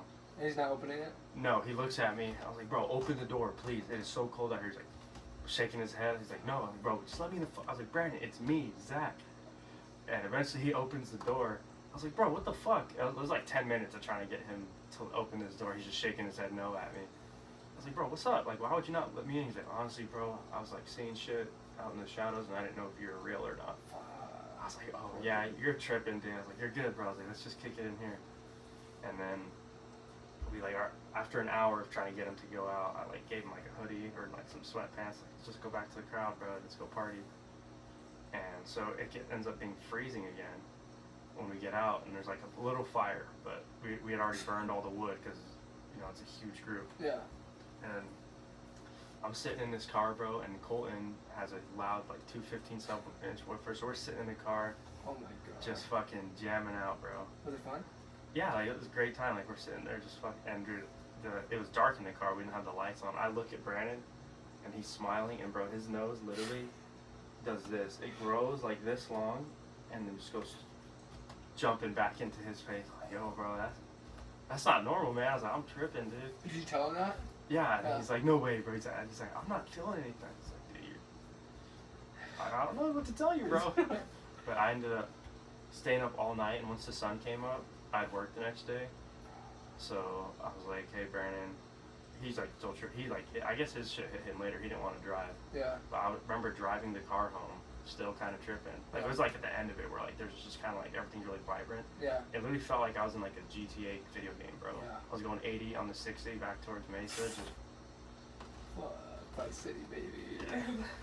Damn. Yeah. What was the best time with your psychedelic experience? So there wasn't many. I've only done mushrooms a few times, 3 times total. I did it when I was 18. My dad, he's like, hey man, I went on the men's camping trip. Because once you hit 18, you can go. And he had this chocolate bar that his friend had given him. Yeah. And like an idiot, he's like, hey bro, only eat half of this. This shit's really powerful. So just eat half of it, wait like an hour, and then see how you feel. So I ate it, waited 30 minutes. I was like, bro, I don't feel shit. So fucking being a dumbass 18-year-old kid, I munched the other half down. After an hour hit, bro, I'm sitting in a camping chair next to a fire, and I look at the ground, and it's just like bright red. Where we were at Black River, the same campsite. I'm sitting there, and it's like, bro, bro, I felt like I shrunk to like this small, just sitting here like a little alien on this planet. It's like, and then I look at the fire, and you know the hot Cheeto, little like the old flame guy on the lime bags. Yeah. See that in the fire, he smiles at me, and then just does a circle and disappears. What? And I was like, oh fuck! I was like, yeah, that was the first psychedelic experience I ever had. I was okay, like, so are you scared at this point? I thought it was cool because it wasn't like acid's very overwhelming. Yeah. Mushrooms are. Mm-hmm. So I was like, yo, this is cool, bro. And I'm like telling my cousin what I'm seeing, my cousin Brad. And did they all do it too? No, I was the only one tripping. Okay. Yeah, so like my dad, he had done acid. Yeah. But he kept coming and checking on me because at one point I was sitting there with my eyes closed, just seeing shit. I was having like a out of body experience. Was it like, the best? Yeah, but I was thinking like, I was like, dude, I'm gonna die one day. Like, I just gotta do my best in life. Because I was so hard on myself all the time as a kid. I was like, I'm never gonna be anything. Like, and that happened. I was because like, all the teachers tell you that, your parents. And then it literally clicked in my mind. I was like, you know what, fuck everyone, dude. Like, oh, I'm just gonna be me. Damn. Yeah. So and then that went on. And my dad, I'm sitting there smiling in my, he put me in a hammock in a sleeping bag at this point. He's like, hey man, you're kind of tripping pretty hard. I don't want you, because I was like, yo, I want to go like walk around. He's like, no. Yeah, he's like, you stand right here. Yeah, he's like, just go lay in that hammock, bro. So I like get my sleeping bag and I'm sitting there just smiling. So hey Zach, you happy, bro? Because I guess I had 2 hours just sitting there with my eyes closed, big ass grin on my face. And then I ended up like, it faded out, you know. I was kind of bummed out because I was like, this shit is lit, bro. But like, I had a tarp above me because I was sitting under a canopy, and the wind would move, but that shit was so cool. I was like, I'd never experienced that before. And then acid was at that rave, and then the second time I did it at Cooper's, I did too much. Acid? Yeah, I was going to this apple orchard in the Superstition Mountains. I want to go there. Is it dope? Yeah, it's dope, but I went the wrong time of year. You're supposed to go in October. Okay. I went there in February. We should go this October. I'm down, dude, but it sucks in the winter. It's 13 degrees at night. Okay. We'll talk about it later. But I got 10 hits of acid from Cooper's Plug or whatever. This is like fucking, I was like 19. And I take this one hit, and we start playing Call of Duty. His cousin Quinn was there when he was talking about it. He's sitting there, we're just hitting my wax pen. I didn't know you're not supposed to mix weed and acid. I guess that's a big no-no. So I'm sitting there, I was like, yo bro, like, this acid starts hitting. I'm like, we're playing zombies. Oh my god. Yeah, bro. Dude. I thought Cooper like told me he had the what's he called, the dojo? Like, this was before the rules, bro. Okay. Yeah, okay. This was, that makes sense. I was one of his guinea pigs. Fuck, okay. So, dude, I am like tripping balls, bro. And we played a whole campaign of Call of Duty World War II, and like, it's like, dude, I'd like hear like diesel trucks and think it's like Germans and shit. Like, dude, I would get flashbacks to that night. Like, even in the street, like driving my car, I'd be like, what the fuck was that, dude? Like, I'd be tripping dick. Yeah. But I took that hit. I was like, yo, that's good. And dude, being a fucking, like abuser, anytime I like something, I'm like, hey, let's do some more of it. Yeah. So I was like, let's take another hit. And this is 2 hours in. Once you're like just getting to feeling good. Just starting. Yeah, just starting. Like, this is good, bro. I feel great. Take another hit. 2 hours after that, I'm like peaking off the first one still. Yeah. I was like, yo, bro, this is awesome. I was like, let's take a third. So I take the third tab. By yourself? Does anyone else do it? Cooper was he's going tab for tab with me. He's a real one for that. He's a real one, but fuck, that's crazy. So like, bro, like at this point, I finished the entire campaign of Call of Duty. Sit there for 6 hours just playing it through. Yeah. And watching It was like, dude, you're like watching people die and shit in this game. Like, you actually feel like you're in this video game, bro. Like, I felt like I was a World War II soldier. Like, dude, like watching people die. Like, it was just crazy. Yeah, that's a lot of exposure. Dude. And it had a surround system, so it's like fucking, like, dude, like you're in war. Yeah. And so we do that, and then I started getting overwhelmed at one point. After, like, dude, when you're on drugs or like psychedelics and you keep your mind occupied, you're good. You're good. But then he's like, you want to learn some crazy shit about the government? He started showing me shit about like, the RFK. Yeah, the Bohemian Grove. Yeah. All the leaders of the world come and meet once a So, year and do such a mock downer. Yeah, and I was like, well, and then I started getting more into it. I was like, well, let's learn more. So it's like 4 hours of just watching conspiracy theory videos, and then the Mandela effect. You ever heard of that? Yeah, I was exposed to that. You didn't know that? Never heard shit about it. And I don't think it's real, but that is crazy though. Yeah. So I'm just tripping balls, and he's showing me all these videos, and I like was so paranoid for a little bit after that. I was like, bro, what? The rest of the night or like days after? Like months after, because it was like, bro, like what is our government? What else are they not? Yeah, you start raising a lot of like questions. Yeah, like what else are they not telling us? Like they're all fucking killing fake kids and worshiping some fake like idol. Yeah. And they all say they're Christians and like, oh, we need to keep Christian values in our country, and then they're fucking doing demonic pagan shit. The problem is, dude, every conspiracy has a little bit of truth. Yeah. A lot of them get spun way the fuck out. Well, that Bohemian Grove shit, it's kind of hard to fake that. Yeah. Like, you can't just say, oh, nah, you're tripping, dude. It's like, no, you don't. And people, I don't want to get into politics. You don't think that's weird at all, bro? Yeah. There's a lot of questions, dude. So that was a really bad experience for you, and you were fucked for kind of a couple months. Yeah, and then I did acid again after that. That was the last time I ever did acid. Was that a good or bad experience? No, I did acid again after. It was good. I was at the Apple Orchard. It was 2 weeks later. With who? With Jeff Lorianti and my dad. We're in the. Dude, it was so cold. Wait, Jeff, like tall? No, Jeff used to like drive like. He was like one of the welder kids. Did I know him? Yeah, maybe. We don't really talk anymore. He kind of had some shit going on in his life and stopped being my friend. So still love him, you know. If you're watching this ever, Jeff, love you, dude. Yeah. But yeah, he. In the Skyline though? Yeah. Okay. So we go to this apple orchard, and I had done the 12-mile hike in October, and then in February I did the 15-mile or the 7-mile there. But you start in Sonoran Desert, like at the edge of the cacti. Like you literally go into like high desert and pine forest on this hike. It's crazy. You gain like 4,000 or 5,000 feet. And your legs are cooked after you have blisters on your feet. It's a beautiful experience, like going from the desert into the forest on foot. And then it's an apple orchard that you like come to at the end? Yeah. Oh my god, that sounds dope as fuck. Yeah, so I did that in October, and I wanted to do the second route because there's 2 routes to get in. I did the 7.5 mile with my dad and Jeff. And we get there, and fucking first night, like we're so cooked from fucking like doing that hike. And I didn't realize it was gonna be 13 degrees that night. So, dude, I'm like sitting there and take this acid. It was cool, bro, until it wasn't. Because it was cold as fuck. Wait, did your dad and Jeff both take it, or just you? Okay, well, we don't have to. I'm not gonna tell who did the drugs on if my mom's ever gonna watch this. Okay. Yeah, but so I did acid, and I'm sitting there, bro, just shivering, though. Like, cause I was like in the forest, like this is so cool. Like the trees are doing like all this cool shit. It looked like the trees were breathing when they moved. This is awesome. Then I got thirsty because I've been smoking weed all night, like blunt after blunt. Worst cotton mouth ever, bro. And I'm freezing, and I go to get the jug of water I had, and it's frozen solid. Oh my god. Yeah, bro. I'm like it's funny about water. Yeah, no, literally water. And I was like, fuck this, bro. I'm just gonna go lay down in the tent. My dad, he's at the same point too. He's like, bro, I'm thirsty. We have no water. I don't want to melt. I don't want to drink river water and boil it because there's a stream that goes there the whole year. Yeah. That's why the apple orchard's able to be around. So I fucking go lay down. I'm just sitting there tripping in my sleeping bag for like 4 hours.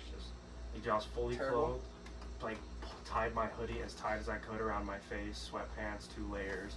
You've been to war, dude. That's crazy. Yeah. And I woke up the next day and I was like, oh, like it's not. It was like in the 40s or 50s when I woke up. So it was cold, but not like super. You survived. That's crazy. Yeah.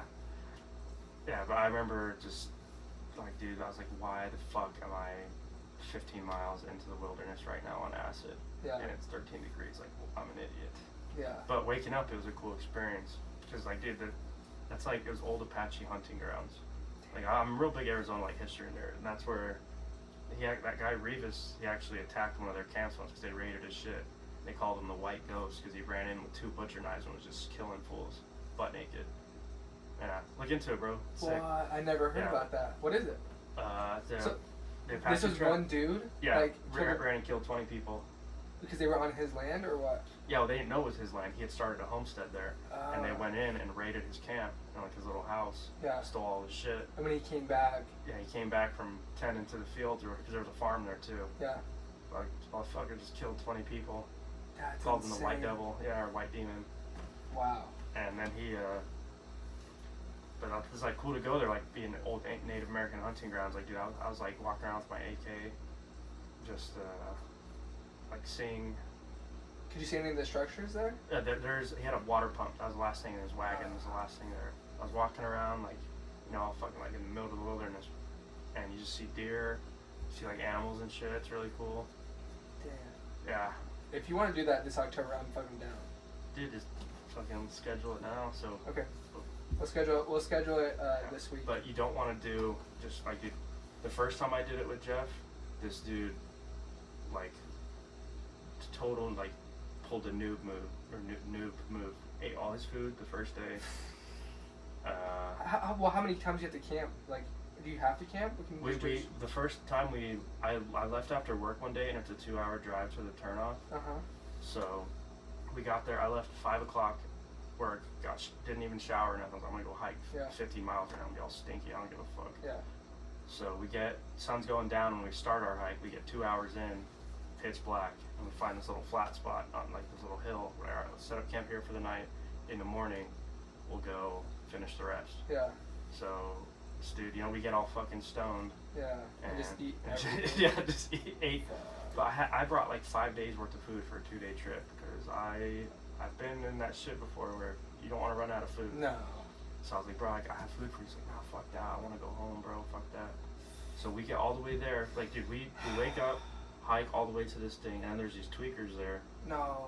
Yeah, bro. But it was... That ruins it. Yeah, but these guys were pretty cool. They're like, hey, like, we lost our weed on the way here. It, like, fell out of my backpack. Like, we smoke with you guys?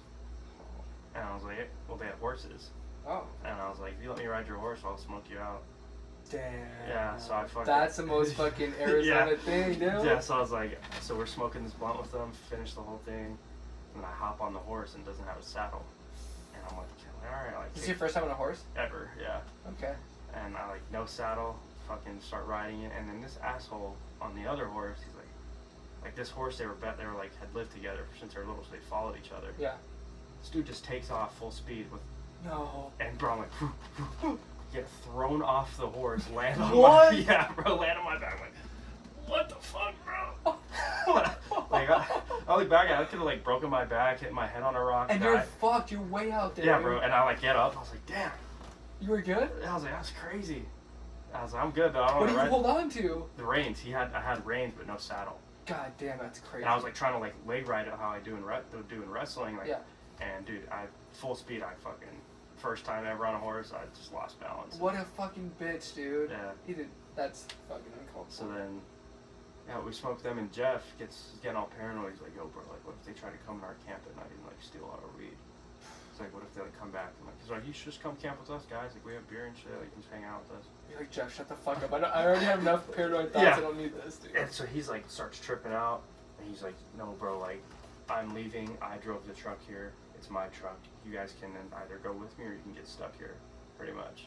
Fuck. He's telling that to you and your dad? Yeah, this was a different trip. It was me, Ethan, Seth, and Jeff. It was just us kids. I was like 19. Seth's like in high school still.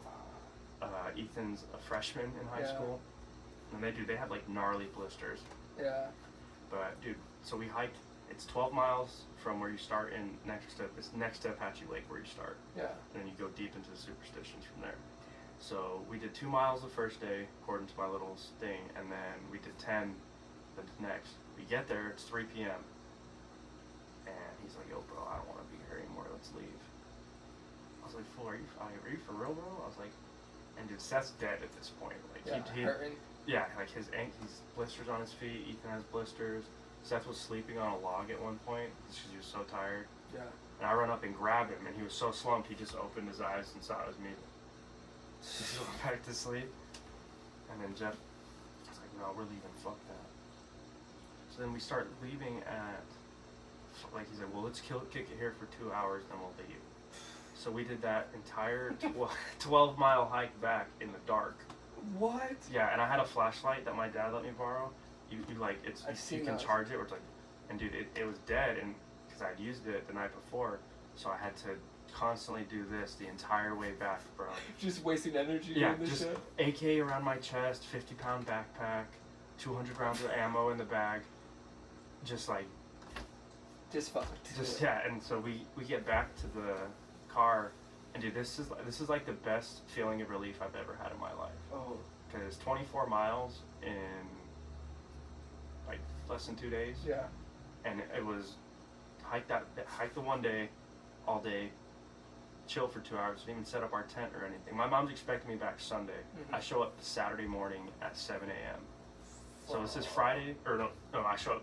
She expects us back like Sunday afternoon. Uh-huh.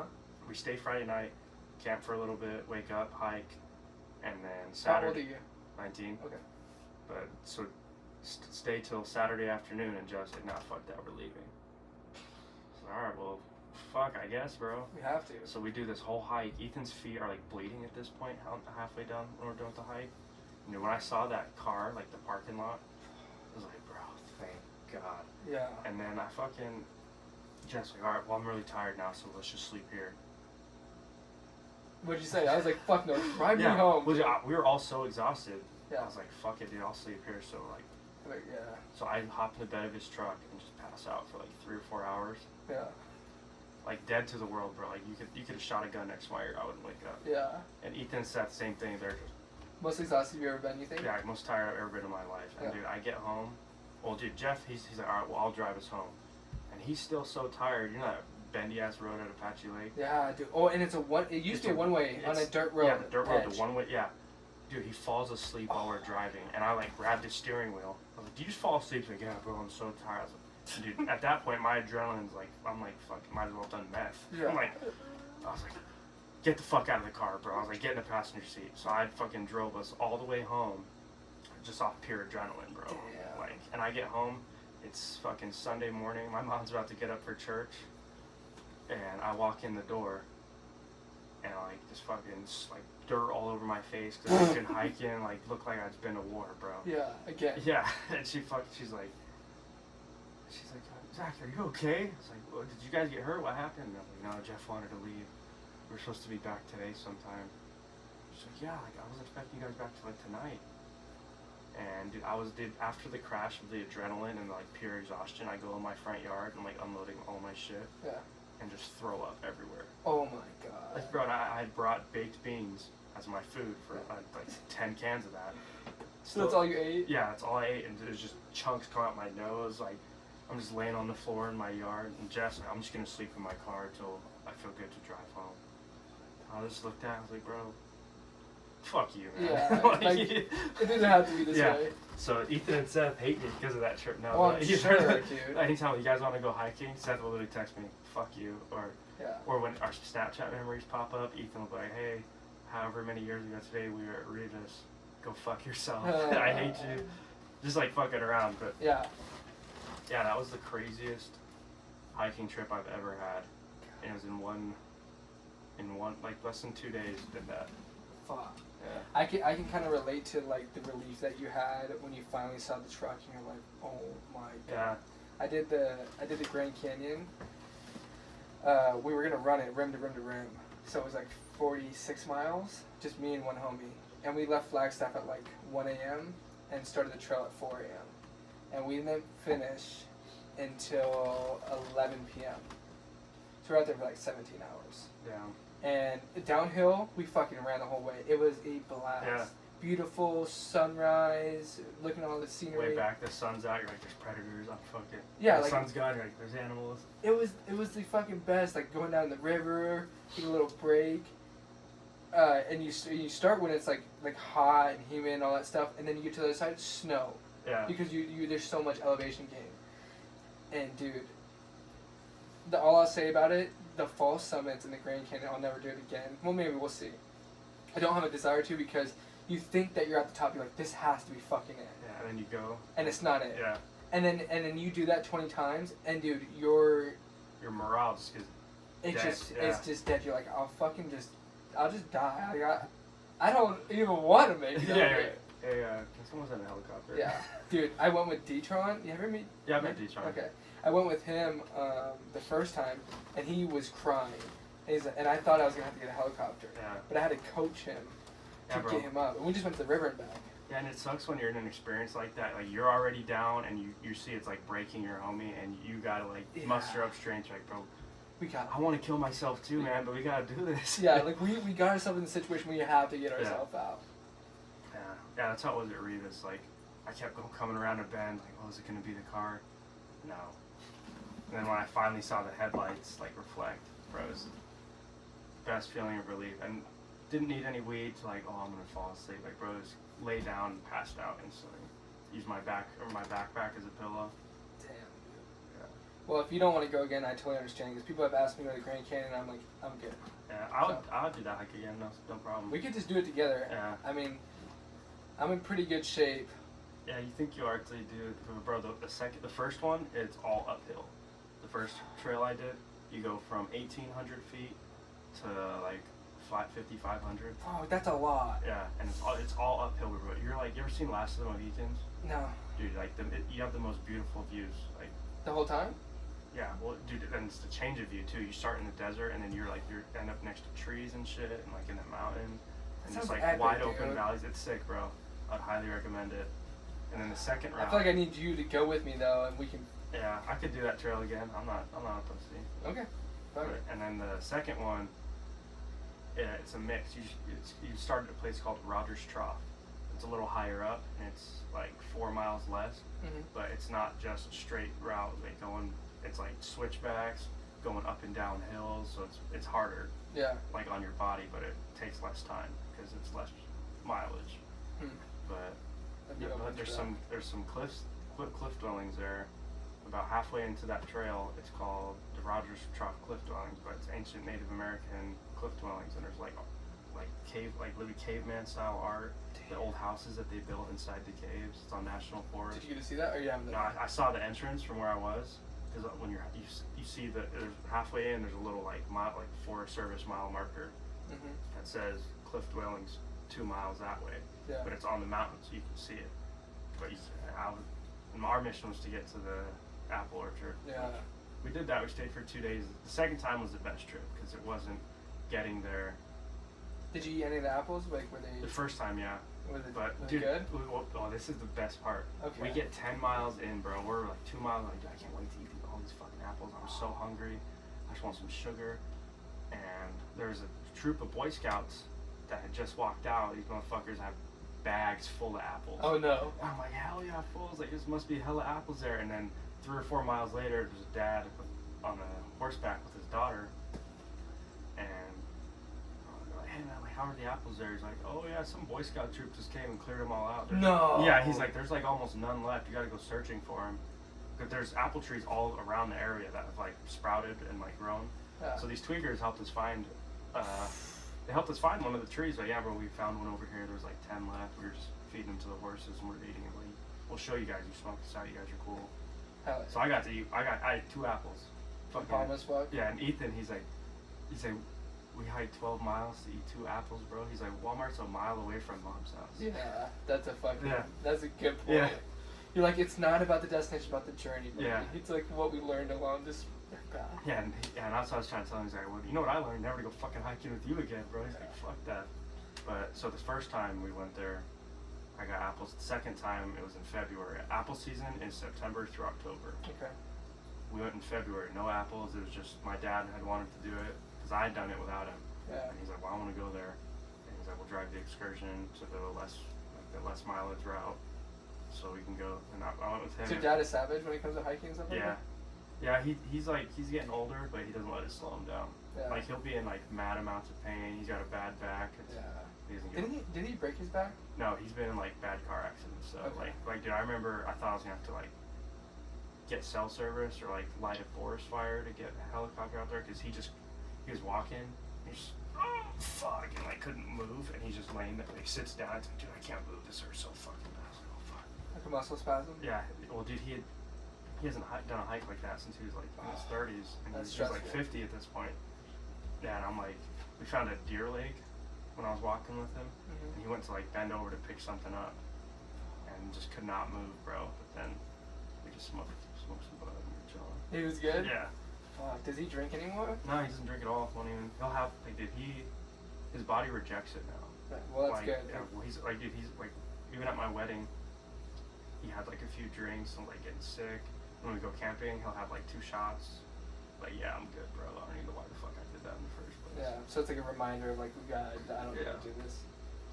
Damn. Dude, that was a fun trip though. That's dope. Where do you think now that you're still cleaning with him? Yeah. Okay. And you're still bouncing, and you hit me up recently, and you're like, "Hey, I'm thinking about fire service. Where do you think you're gonna go career-wise now?" I don't know. I just because you have all this energy. You've always had like a bunch of fucking energy, and a lot of that was consumed by drugs and alcohol and staying up and work. But now that you have more of a balance and I'm actually looking forward to like living now. It's kind of weird. That's fucking exciting, dude. Yeah, dude, I was just like. When I was drinking all the time, I was like, bro, fuck this shit. Like, I don't even know. I literally wanted to kill myself. Like, what's the point? Yeah, like, and what it was like, I was working all the time. Fucking, I was only, my wife doesn't work. I'm such an old school guy, I don't want her to work. She's had, like, a part-time job, like, scheduling windshield stuff. Yeah. But not, like, going out to work every day. I'm so old school when it comes to that. Like, I want her to stay home, raise the kids. I don't give a fuck if I have to have 3 jobs. She's gonna stay at the house. Yeah, dude. Because you want someone else raising your kids, and also paying for that is just fucking crazy. Yeah. So, I don't know. But that's why I texted you. I was like looking into it, and then I saw that movie.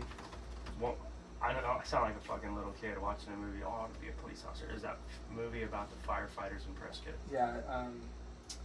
Only the Brave. Yeah, Only the Brave. Yeah, I saw that. And I was like, dude. And it was right when I had gotten like off drugs and alcohol.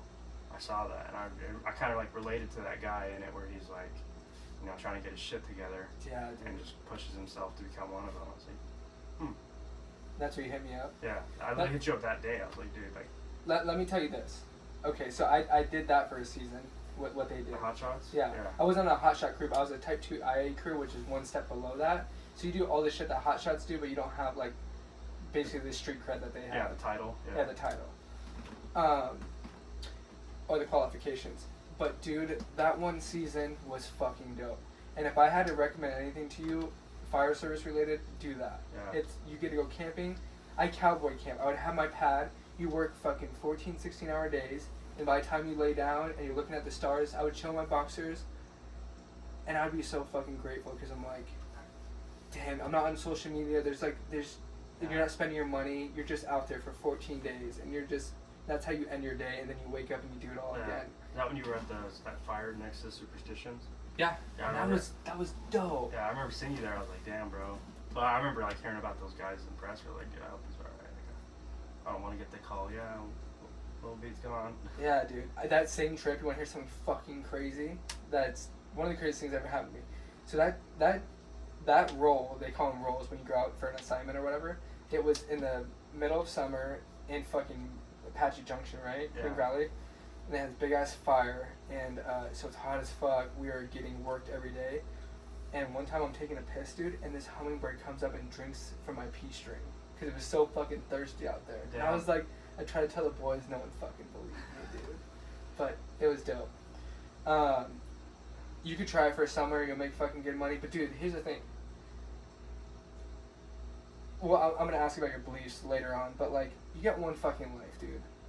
For me, it's very apparent to me that I want to spend as much time with my family as possible. Yeah, that's how I am now. I used to just be a scumbag. Well, yeah, because your vision was blurred by drugs, you know, and drugs and alcohol will and sleep deprivation. Yeah. Yeah, all those things, dude. That's the trifecta for like not caring about anything, especially like yourself, not wanting to be around. Like, But dude, like, even if I was gonna recommend anything for Fire Service, it would be the wildland stuff. But then again, you're gone for 6 months out of the year. Yeah. You know. You're gonna see your kids. That'd be kind of fun. You're home for 2 days and then you're back again. You know. Yeah. You're always on call. There's a lot of fucking jobs in this world, dude, and everything's gonna change with AI. Yeah. So you just have to be flexible.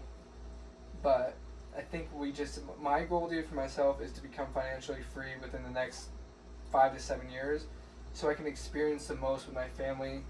But you need money to do those things, you know. Yeah. We have the best things right now. Not to be preachy, but like we have our health, we have our family, Yeah. right? We have our friends. Someone was talking to someone the other day about like you don't realize you're in the good old days until it's the good old days. Like you're gonna look like 20 years from now, we're probably gonna have like grandkids. We're gonna be old as fuck, cranky old men. Yeah, goosebumps. Yeah, and be like even how when we were little kids, we look back at like when we were just being little shitheads. It's like we were all in the moment. Now it's like, damn, bro, we were. You never knew it was the last time you rode your bike to my house or vice Yeah. versa, dude. I think about that. I drive past your house every night on my own, or past Delta. Really? Because I live on record. I have to take Higley to the 60 to get to work. Damn. Every day I drive by, it's like I see that field, or I go to like I'll drive past Delta, the old Mormon church right there, and just damn, bro.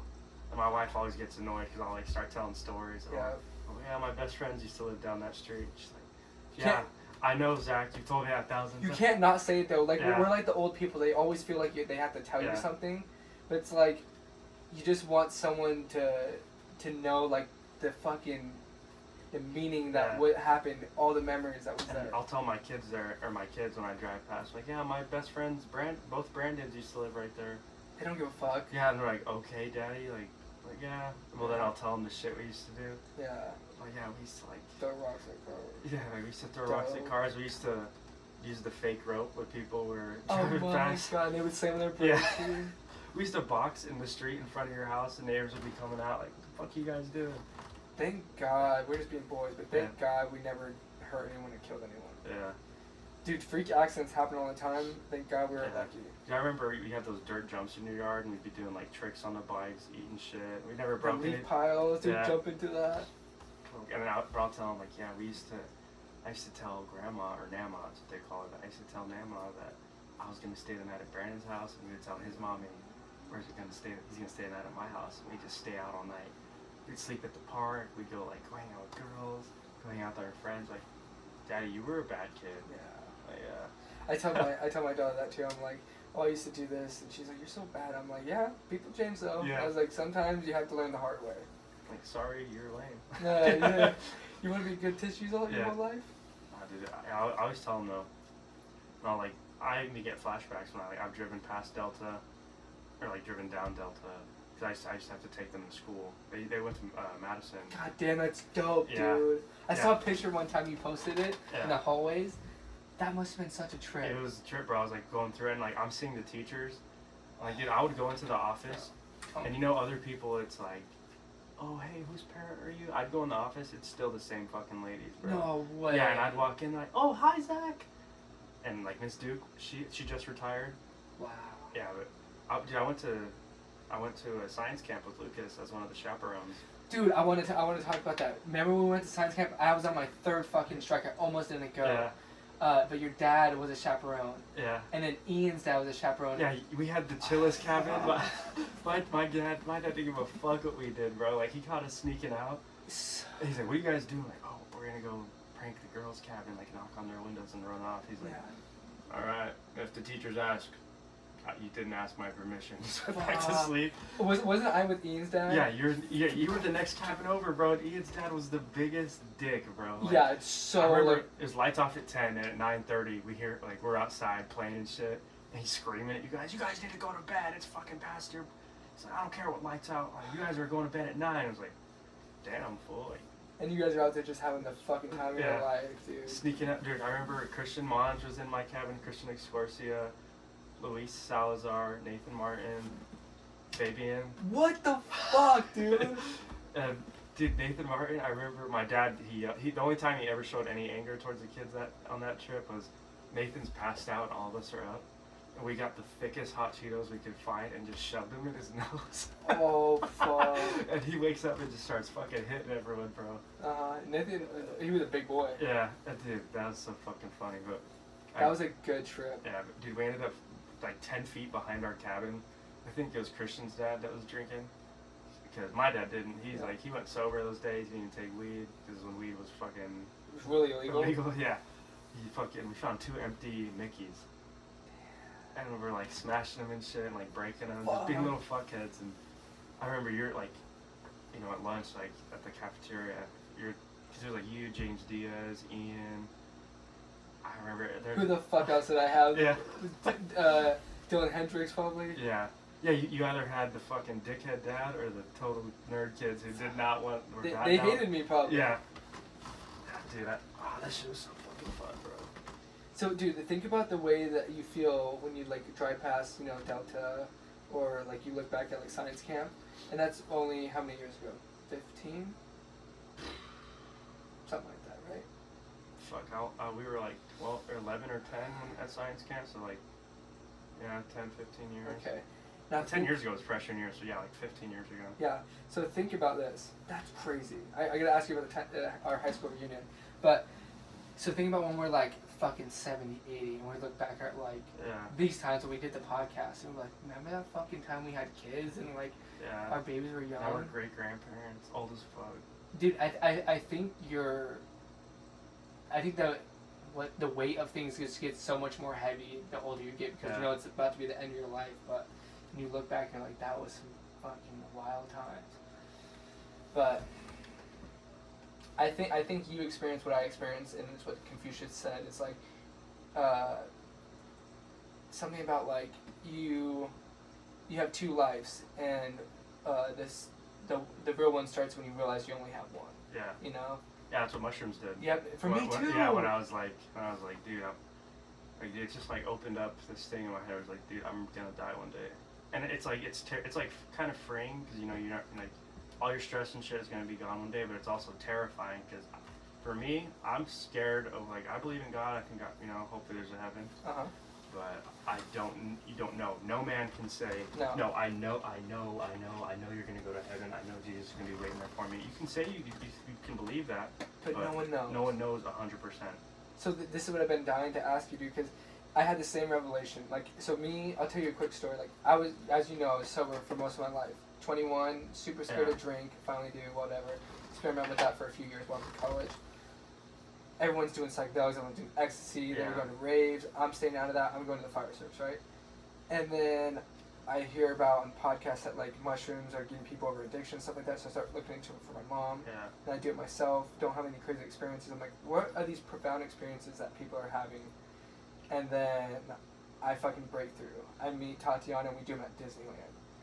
And buddy, I get goosebumps every time I talk about it, because I won't tell the full story because I have before on the podcast, but what it did for me is, up until that point, I was agnostic. Like, I believed in a higher power. I didn't know what it was, but that curbed me from like going into existential thoughts. Because when I was a kid, dude, when I went to church once a year with my sister, when they told me I was gonna live forever in heaven, I had existential crisis for years. Yeah. Because no one could console me. I would ask them questions. My grandparents, my mom, no one had answers for me. Yeah. And until I figured out, I was like, hey, if I'm a good person and my number one goal in life is to help other people, and I'm going to heaven because I didn't get baptized, then I don't belong there. And that thought alone got me a long way, you know, being just like believing in something. But what mushrooms did is that it's like, oh my God. Like, I had this blissful experience that I didn't know that feeling existed. And then basically, like, nobody has the answers. We're all here for the first time figuring it out. And the way that you feel on mushrooms and during the best trips is like, you are so in the present moment. Yeah. Everything is so surreal. This is the way I describe it.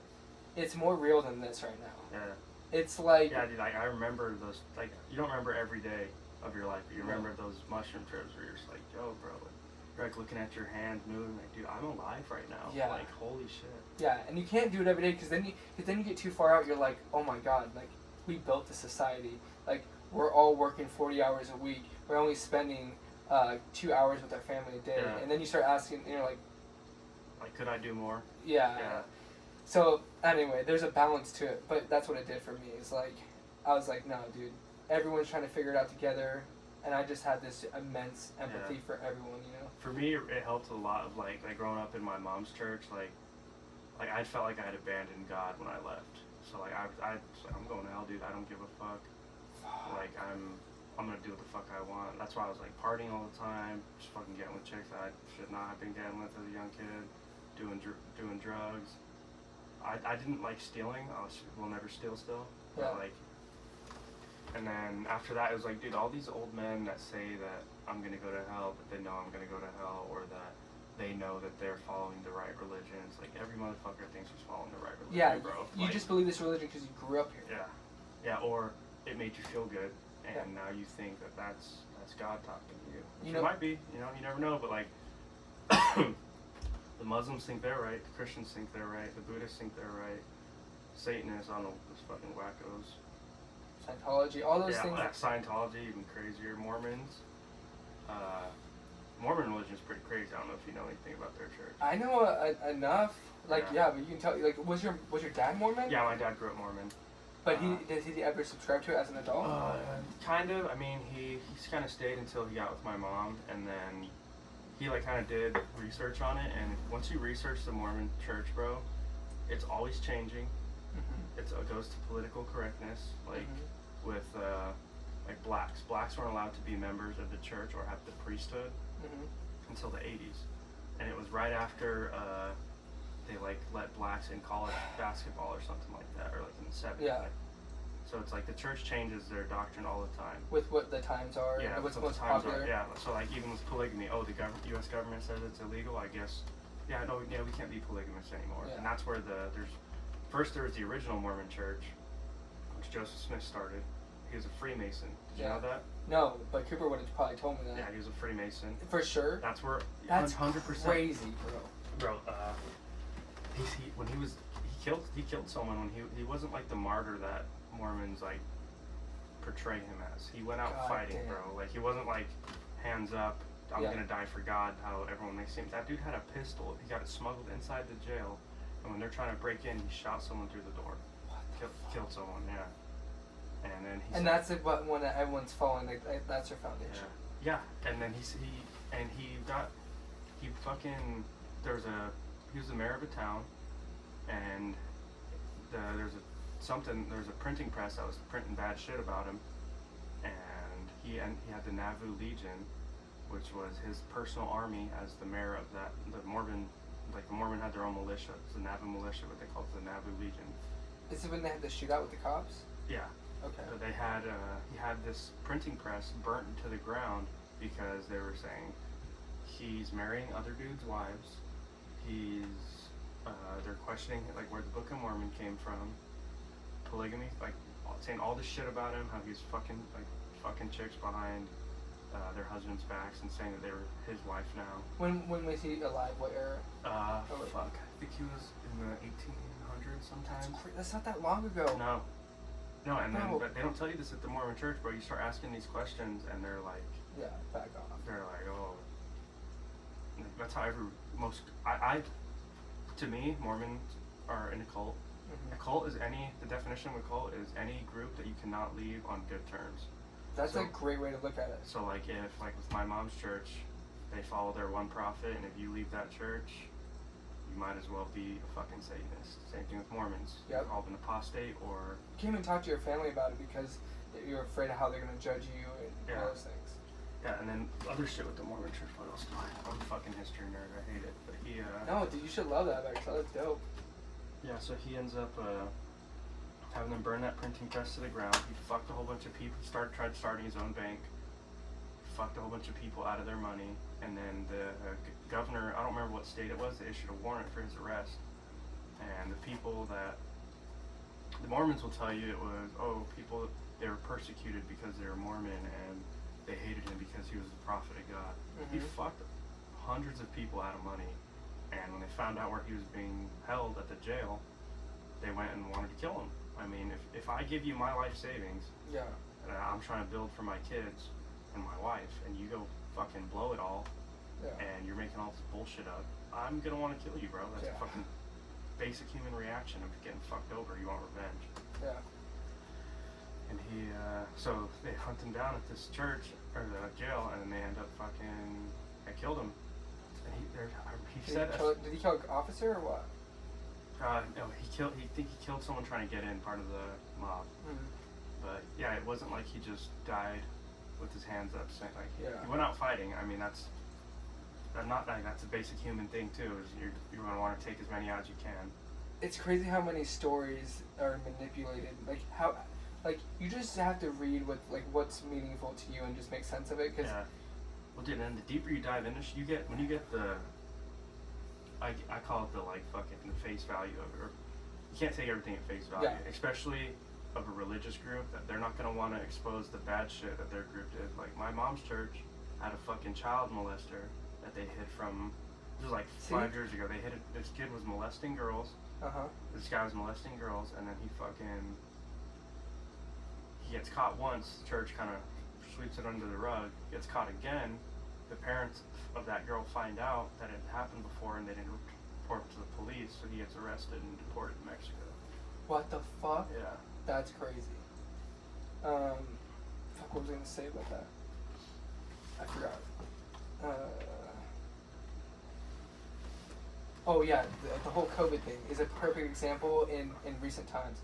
Is if you Wikipedia COVID, when you read it, you're like, this seems like apocalypse. Yeah. And when you were there, you're like, it wasn't that fucking bad. bad. A few people I know got sick. I got really sick with COVID. Yeah? I had it, it was when the Delta variant came out, but you fucking never believe what this government tells you.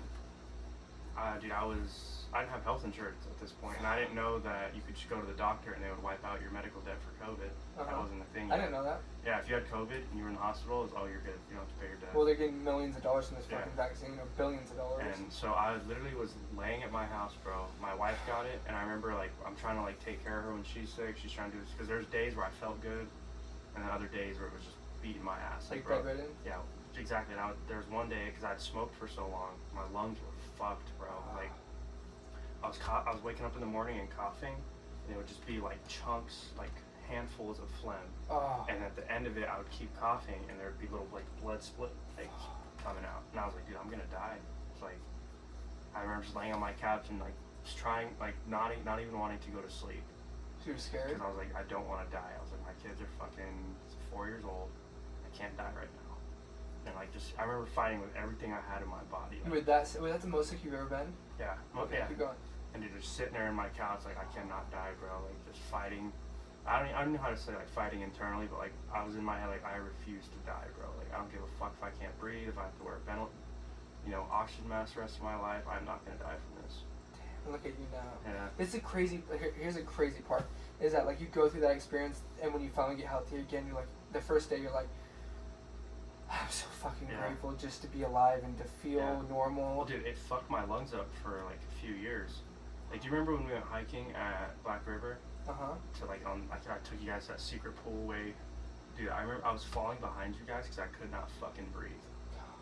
Bro, and everyone's my brother and all of them call me. They're talking pussy, fat ass, blah blah blah. You can't. I'm like, dude, I literally I was having to take breaks. And Mario, he stayed back with me. He's like, are you good, bro? Did you just drink too much? You feeling hungry? I was like, bro, I can't breathe. My lungs are fucked. Did you make 100% recovery? I think so. I mean, sometimes I still get out of breath, but I just probably because I fucking vape. I've smoked cigarettes and smoked weed for so long. Do you think you're gonna give up the vape? Yeah, that's the next step. I'm probably just gonna fucking smoke weed. Yeah. Because until they figure out how to make joint pain go away, for stem cells, I could probably try that. But until it's not all the time my knees hurt. It's when I'll be working and I go home and it's I go to stand up and it's just sharp pain in both my knees. Yeah. But I wrestled for so long. Yeah. It's that, and it's the not the sleep, and then all the inflammation from the drinking. Yeah. I didn't think of that. So how long have you not been drinking now? What day is it? The last time I had a drink last drink I had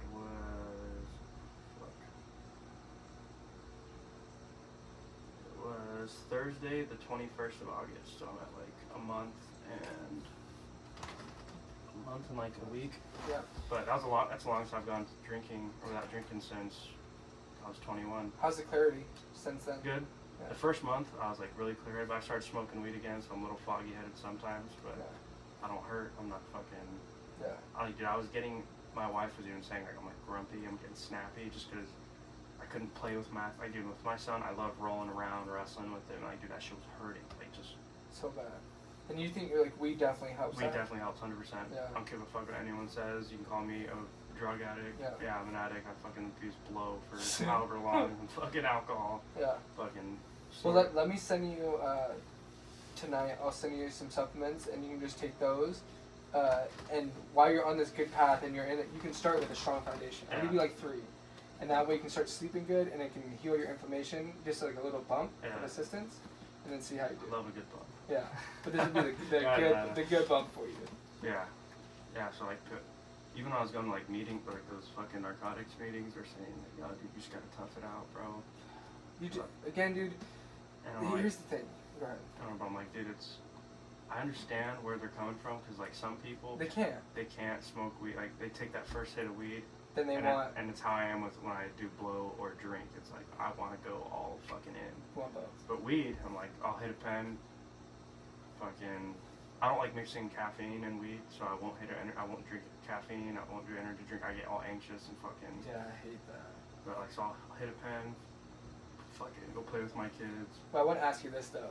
Someone that's been smoking weeds for so long. So I've been doing edibles for like I don't know 2 or 3 years, and I've experimented with psychedelics now. The most anxiety or paranoia I've ever had is on weed. Cocaine is 10,000 times worse. What? Yeah, you want to, like, there's been times I've literally had my gun sitting there and I'm like, dude, I'm just gonna do it right now. But mixed in with alcohol, it's the come down. But like, cocaine is the devil's drug. I mean, it is. It makes you feel evil. Like, dude, when I'm on coke, when I was on coke, I wanted to fuck or fight. No in between. Damn. Like, yeah, it's just rage. Yeah, it's an evil drug, bro. And I would recommend anyone if you're struggling with cocaine addiction. Don't when you want to do a bump, when you like get that craving, don't think about how you're gonna feel those first 10 minutes. Think about 2 days from now when you're sitting there wanting to kill yourself. And like, dude, I almost did it. I fucking drove to the Salt River to do it. What? Yeah. My wife called me, "Where are you?" I was like fucking crying.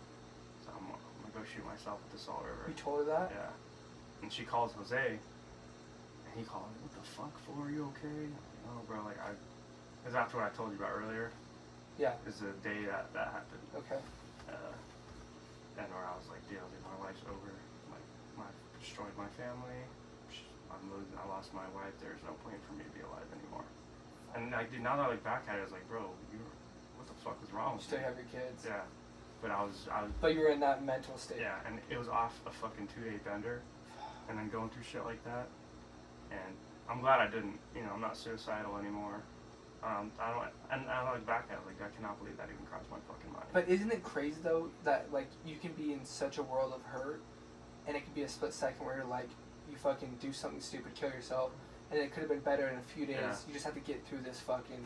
Yeah, my dad, he came to my house the day that I was gonna do it, and I was like sitting in my kitchen just in tears. He's like, son, killing yourself, I don't want to say it's the coward's way out.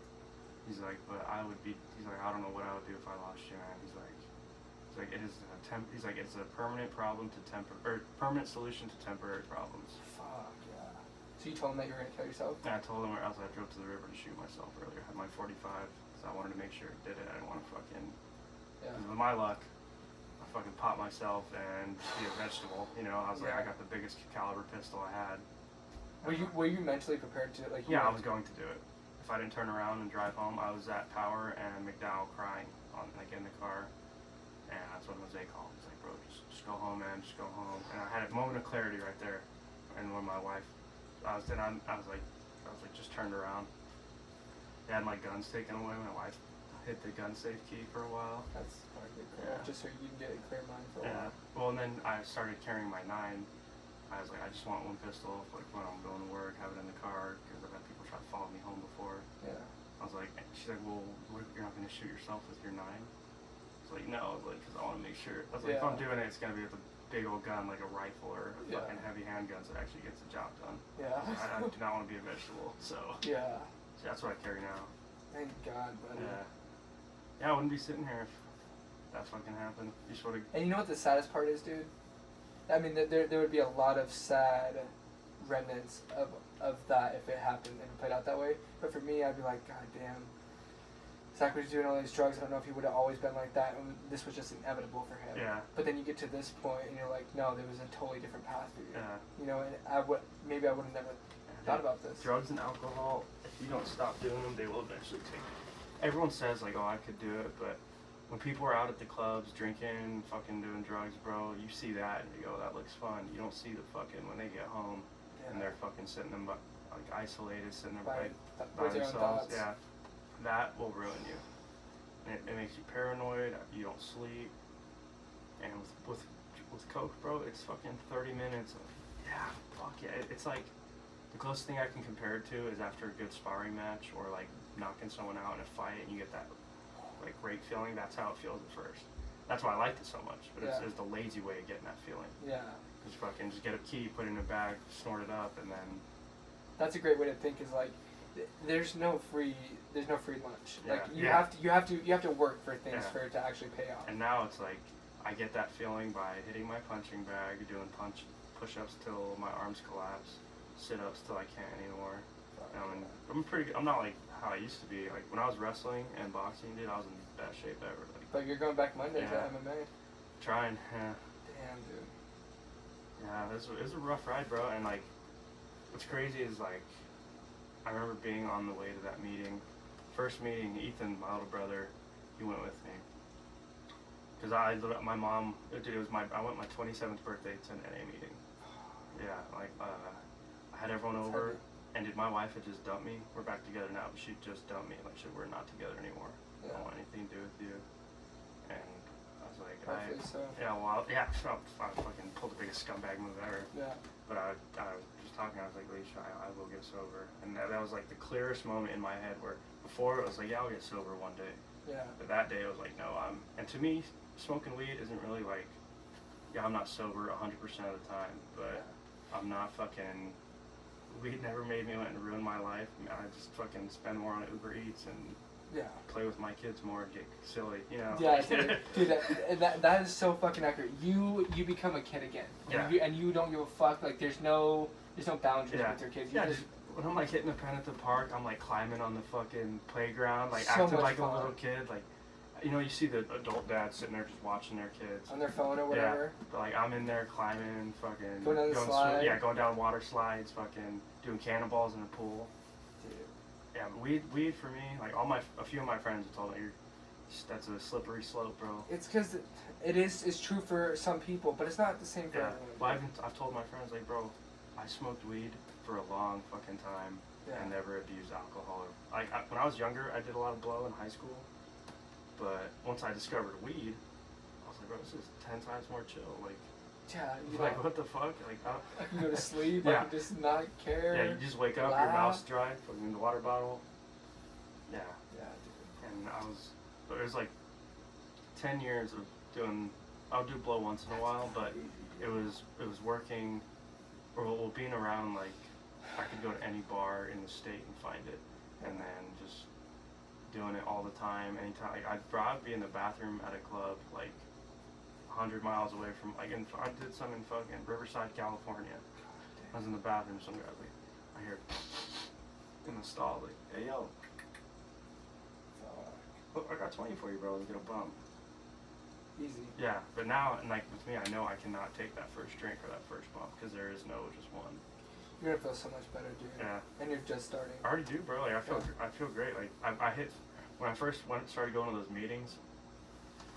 I never planned on quitting smoking weed, but I was like, I'm gonna do 30 days, 100% sober to get a clear mind. Yeah. And at 30 days, I was like, I felt like an old man. Like, dude, I'd get up in these meetings and like my knees are like popping and shit, and like I'm like grunting, getting up, and they're like, oh, what's wrong? I was like, dude, I'm just in a lot of fucking pain, man.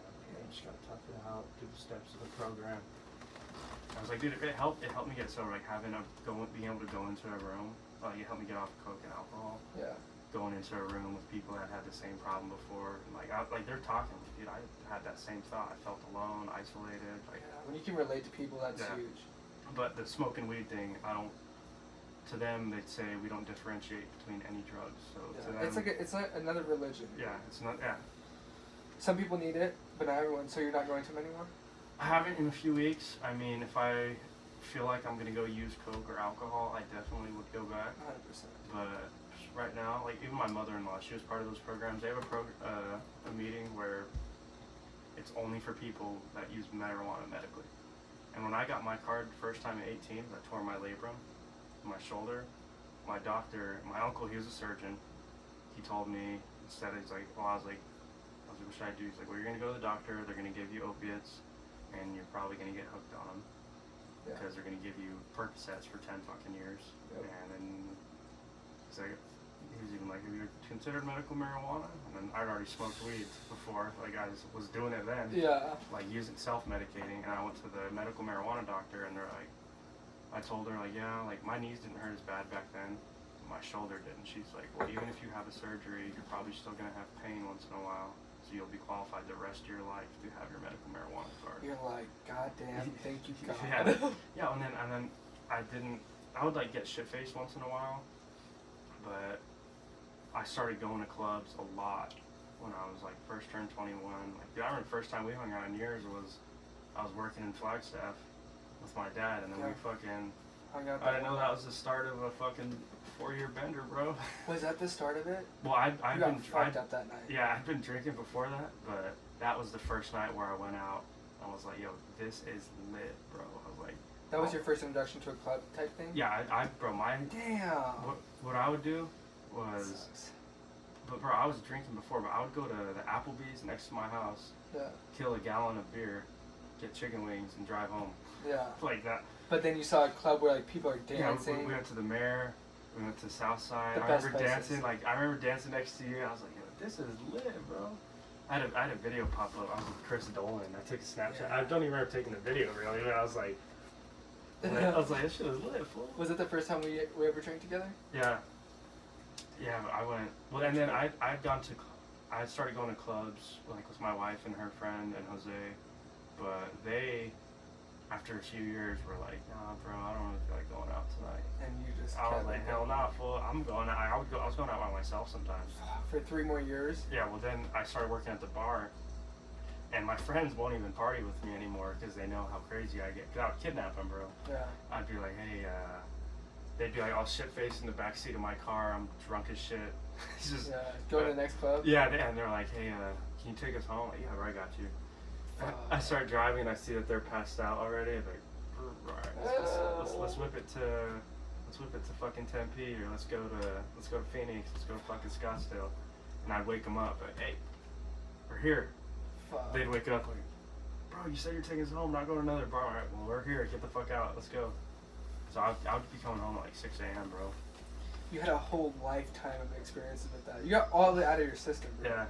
Yeah, I see people turning 21 now, and like come to the club, and I see myself where I was like, dude, I remember, I always tell my boss, like, they still got that light in their eyes about going out, bro. Yeah. Or they're like having fun, and like it became a lifestyle for me, where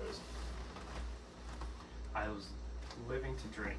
Yeah. Like, and my wife hated me for it for the last 2 years because I was like, dude, I like got a new house. My finances were in shit for a while because I fucking doubled my rent, got a car payment, but I was still trying to party how I used to. Now, back in the day, I was selling weed. Like when I first turned. You're doing the most. Yeah, I was making a shit ton of money, but then I stopped making when I was selling weed and working with my dad, I was making retarded, that great money. Retarded money. How much? What do you think? $3K a week, every week, bro. At 21, I'd go to the bar, fucking spend $300 on a tab, nothing, drive home, wake up, sell that weed again, fucking make $500. That's what I'm saying. Like, you lived a whole lifetime in 4 years. Like, you know what that lifestyle is like, and you know it doesn't pay out. No, it doesn't. It's short-lived. Yeah, it is. And you ruin every relationship almost. Yeah. Well, I would be fucking skipping work with my dad because I'd be going out Tuesday night, come Sunday morning, or come Wednesday morning, I stopped drinking at 5 a.m. and my dad's at my house at 8. So I'd be like, oh, I can't today. And then it started affecting my health, where like I was working at a nightclub in Scottsdale. I was working with my dad and at Whiskey. So I had 3 jobs. So any That's what I'm saying. any night I had off, I was so overworked. I would like be like, all right, fuck it, dude. Like I'm going out today, and then that would turn into fucking killing a bottle of tequila at the bar. Just to try to relax, but yeah, and then I'd end up just fucking myself over. Yeah, and then never recovering. Yeah, I did, and then it was like there were some days, bro, I would go 2 or 3 days without eating, and I was just having diarrhea. I would like be sick at work during the day, and I hadn't drank in 3 days. Just killing me. Yeah, and my dad would be like, yo, like, and at first I was like, yo, I must have gotten food poisoning. I got food poisoning once. I know it was food poisoning. It was legit, but every other time it was just... Yeah, and everyone else was like, nah, you're fucking lying, bro. You're out doing blow last night. You're drinking. I was like, no, bro. Like, I am cooked. It was, I was like, this doesn't feel like the other times. Like, I can shit once and be fine. Like, shit in the morning, blow my guts out and be chilling. Yeah. There was this hot dog stand outside Whiskey where there's this dude that speaks no fucking English. And I'd eaten food from him a few times. He gave me one for free. And dude, me and my boss always like clown this fool now, like whenever I see it, cause bro, he would.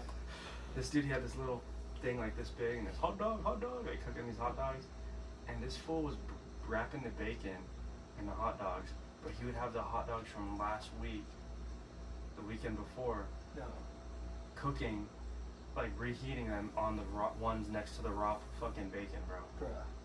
So I ate one of those one night, and I didn't see that, but then I watched it, and I was like, those hot dogs are brown, he got here 10 minutes ago, or like, they're bacon's black, he got here 10 minutes ago, it takes more than 10 minutes to burn bacon, yeah. And I ate it, bro. I shit for 2 days straight. I was sitting at the door at Whiskey, just like, sweating, bro, and like, every hour, like, yo, I gotta go to the bathroom. I'm like, yo, Bird, like, did you like party really hard yesterday? Yeah, I was like, I drank, but like, when I drink, I have diarrhea once. Yeah. And I'm good, like, and it was like it was 2 days of that, and I've not ate that thing since. And he's like tried to give them to me. I'm like, oh, thanks, bro. Yeah. And I go set it down, or I'll like walk in the back and just throw that shit. You don't have the heart to be like, nah. Yeah. Good, bitch. Well, now I do. Sometimes I'm like, nah, bro, I'm good. But I felt so bad because I was getting water bottles. You know, I try to like talk to him in Spanish. I've been learning Spanish on YouTube. Nice. But I was like, yeah, fool, like, I'm good, bro. Like.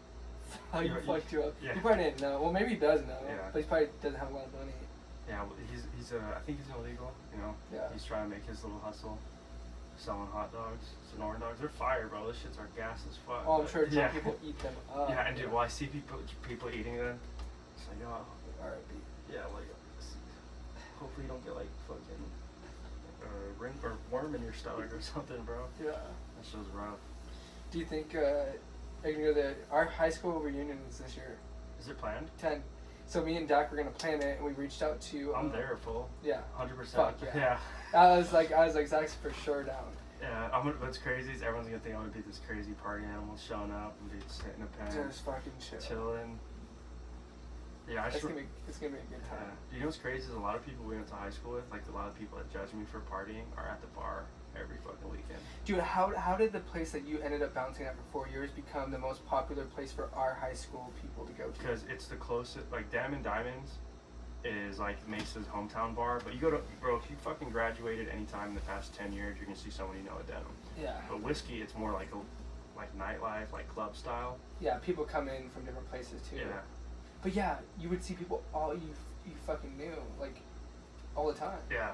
Yeah, dude, every night. And like my boss, Steve, he'll be like, how do you know them? I'm like, oh, I went to high school with them. He's like, bro, that's like the 10th person. So I'm like, yeah, bro, I was a party animal. Like, everyone knew who I was. Like, yeah. I don't know why. It's just, I was not the kid sitting there in the Mind corner. your business. Yeah, like I was always chatting with people, meeting new people. Like, I had friends that were thugs, fucking drug addicts, Mormons, like everyone. Yeah. But it's weird when like people come up and like, oh, how's your kids? I was just like, dude, you never met my kids before. Yeah, well, yeah, you're just asking like what a normal.